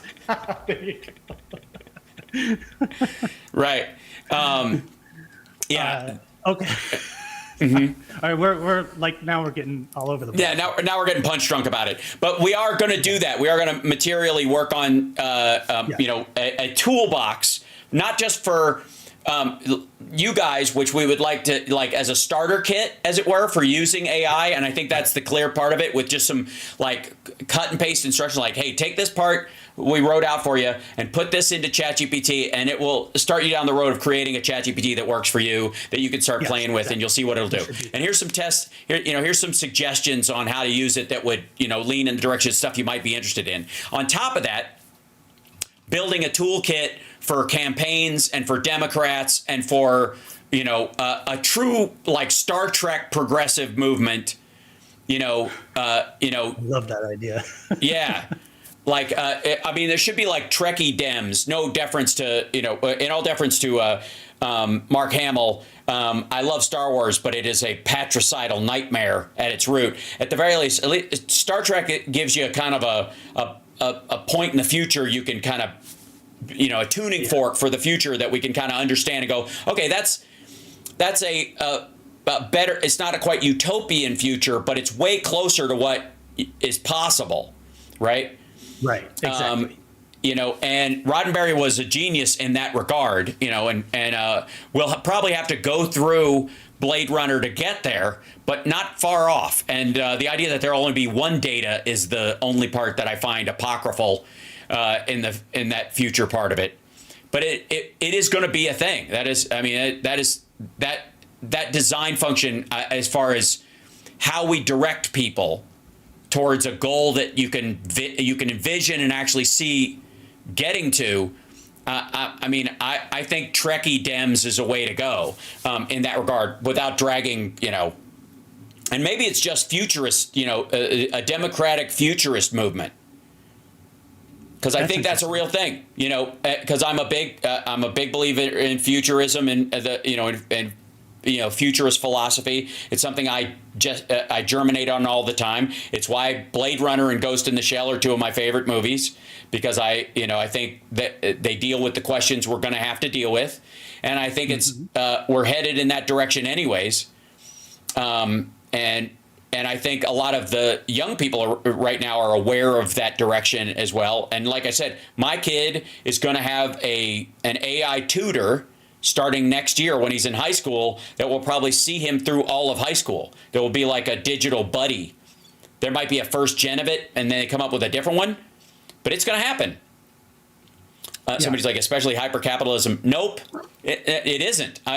Again, that's why they're all talking about UBI and all this shit, because they know that what you're thinking of is resource capitalism, not market capitalism. What you're going to see is the democratization of market capitalism, which is what's happening already. Look at E-Trade, look at Robinhood, and all that. That's the democratization of market capitalism versus resource capitalism, oil barons, gold, diamonds, Bitcoin, whatever the fucking limited resource, and you have to come to me to get it.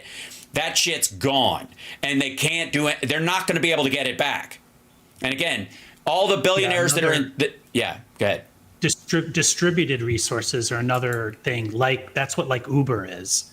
They're not a taxi company that owns cars. They use your capital. They use your car. And, sort of micro-pay for that. That's the direction things are headed. Kind of in the middle. They're going to try and scrape money from all of that, and they're going to try and scrape more than their fair share. But at a certain point, there will be no reason for it. If there's an AI that runs an Uber-like service that you could just use, you don't have to pay Uber anything. Exactly. Yep. And there will be. There's going to be an AI service that you can subscribe to yourself. That's just a running algorithm that helps you find rides and ride shares together, that goes through no corporate structure at all. Right. And everybody's on Uber and Lyft will jump to that immediately. And that is that's the end of that kind of, that's the democratization of capital in that regard. Yeah. Absolutely. Like the irony of Elon Musk starting at not starting, but PayPal was a big part of his history.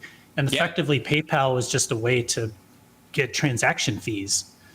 He came up with a different way to move money without being a bank system. Right. What's that? Without being a bank. Be a bank without being a bank. So they're effectively like Visa or MasterCard, where they're moving the transaction through and charging you money for that. Right. Have you seen the movie Artifice Girl? Artifice Girl? No. Yeah, check that out. Okay. I think you should. The subject is that it's not going to make me mad like Ex Machina, is it? No, it's like it. There's still a couple stupid things in it, but I think it's like one of the first AI things I've seen that I'm like, okay, that's not terrible. Okay, Artifice Girl. It's a. What site is it streaming? Is a guy. What's that? Is it streaming or? I just typed in "watch Artifice Girl" and it was on one of those Tubi or Freebie or something. Gotcha. Like that. Okay. Mm-hmm. It's about a guy who creates an AI, which is a girl, and the girl is the whole purpose of it is to catch pedophiles. And so it just, you'll check it out. Tell me what you think of it next time we talk. Okay. Like literally, like, again, it still has some stupid stuff. Like, we still can't quite get over our this thing is human, and Right. but it does touch on some interesting things. And these characters, there's only like 4 characters in the whole movie, and there's a battle between the guy who thinks the girl is human and the guy who thinks that no, there's no human aspect to her at all. Right. Which is, I mean, it's going to be an ongoing thing. That dipshit at Google who thought that their AI was alive like last year. Fuck me. Yeah. Like, it was the most tiresome 48 hours around technology that I've seen in ages. Like, it's right up there with Elon Musk's robots being, tending bar when it's just a dude acting like he has glasses in his hands, trying not to spill stuff, right out of frame, wearing a VR headset. Like, shut the fuck up. It's still cool, and I'm glad you could do it, and remote control is amazing at that level and articulation, but still. And this, like, fuck me, that dude was like, it's alive. You're like, oh, Jesus Christ, man. Like, this is like somebody finds the book version of like, you remember when they made like movie novels of like weird science or something? You could literally buy the pulp book version of it. And what's the Johnny Five is Alive one? Like, if somebody made a book Short Circuit. Yeah, the like a novelette version of Short Circuit, and this guy thought it was the Bible. That's how dumb that is. Like, if he found it in dirt. Yeah, Johnny Five was like coming from a Japanese factory, right? This was at a time when in theory, we were losing jobs at Japan because they were so efficient in their factories. They were like the first version of China, right? Like, they're so technologically advanced, they're going to just take all of our jobs with their automated factories. And then Johnny Five was a story about that. Yeah, and was like, right up there with Gung Ho, and like, if you do this, it's going to be terrible. Right. Yeah. Remember that? Remember all the big like we're all going to have to eat noodles. Like, it was the weirdest fucking the weird anti-Japanese racism that was everywhere. Yeah. Just for like 3 years straight, and then their economy crashed, and everybody's like, meh. By the way, get ready for that to happen to India next. China's not going to be the target anymore. They're failing. Their economy's collapsing. They've got other issues. We've already started reshoring and moving shit out of there. You're going to see a lot of automated, just-in-time manufacturing moving to Mexico and Canada and European countries and shit like that, and deals will be cut out. China's going to fucking fall apart, and we're going to, watch it happen and shrug it off. But pay attention to Mexico maybe becoming a new Hong Kong. Yes, it already is. Yeah. But what I'm saying is India is the other place. India is going to make up for the loss in pharmaceutical manufacturing that we're getting from China and all that shit. And Ramaswamy and Nikki Haley and JD Vance's wife and stuff, all the right wingers that didn't stop becoming white supremacists just because of this. But they do know that technically speaking, Indian people, or Hindu Indian people anyways, are Caucasian. And that's the one thing they're going to be hanging on to. Watch for the weirdness around that shit as Indian people start moving into Tennessee and all that kind of stuff. And you and I are fine with it, but they're like, what the fuck, man? These people are browner than Mexicans. Like, you watch. That's what Twitter will be all about. It's like, oh, we traded in brown people for browner people. Are they, Hal? I did not know that. Yes, Stargal. Indian people are Caucasian. That's why when they did a Caucasians only, they were trying to beat the DEI thing, and in Texas, I believe it was, or is it Arizona? Anyways, this right-wing group did a scholarship for Caucasians only. And technically speaking, because their people came to India via the Caucasus Mountains, they are Caucasian. So they qualify. That's where the Caucasus and the Asian and the Central Asian and all that stuff comes from. So technically, they're Caucasian. And so they had to give the like 3 Indian kids won these scholarships, and they were like, fuck. They canceled like, that didn't work. That didn't work. This is most. We need to get our reverse DEI bill a little bit better. Yeah, right. We meant white. Now, well, Caucasians aren't all white. Well, they're not. Yeah, no. Iran's name comes from Aryan, dummy. You don't know, like, these motherfuckers. Anyways, well, that's another conversation. We're already 20 minutes over, and I adore you. And we'll talk a bunch, but we're going to definitely have a meeting on, next week where we sit down and we kind of hammer out the details of stage 1 of this. So by next Friday, for Friday AI, we will be able to sort of deliver. Maybe it'll start sharing our first newsletter from it and all that kind of stuff. And we'll talk about it, but I'm totally fine just being wide open. Yeah.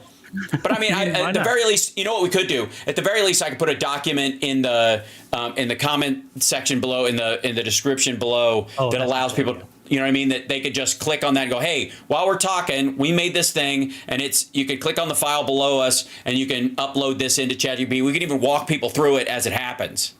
That'd be cool. Well, maybe we can also get other people kind of pitching in a little to do some things here and there, and I can try to manage that a little bit. Well, yeah, they could also ask us for in the Discord. We have a Friday AI conversation area. We can start talking about, okay, what's some stuff we can try that you guys would like to see, that you think campaigns need, that messaging needs, like what we're talking about, that would actually help, right?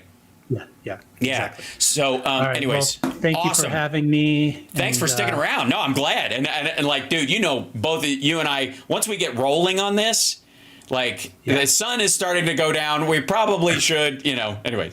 So appreciate it, brother. Thank you so much. Rob Glenn, Root Design. You all in chat. Yeah. Thank you for having me. Friday AI, the greatest philosophical discussion happening on AI currently on the web. And sorry to all the other AI channels that are just talking about toilet paper AI that's going to be obsolete tomorrow afternoon. We are talking about the long-term impacts of this and the incorporation of things as they come and the practical use for everybody, as opposed to just like, hey, try this new picture generating thing. It kind of works. Right. Like, look at all the videos that of just dead AI videos that are online of people just trying to selling you the latest, greatest, and it's literally the next day. So we're working on a long-term thing where you can learn how to use it as it changes. If that makes sense. Yeah, that's so thanks so much. The sort of foundational laying of bricks is what. Yeah, we'll start to articulate that better. We will. We have to work that out amongst ourselves. All right. Doing it live sometimes is not. Do it live. It's a real conversation with real people. Imagine that. All right. Thanks, guys. I'll see you this afternoon. Thank you much, Rob, and we'll see you later. Yep. Bye. All right. Hit that like, everybody. Boy, is this afternoon show going to be crazy. Good Lord.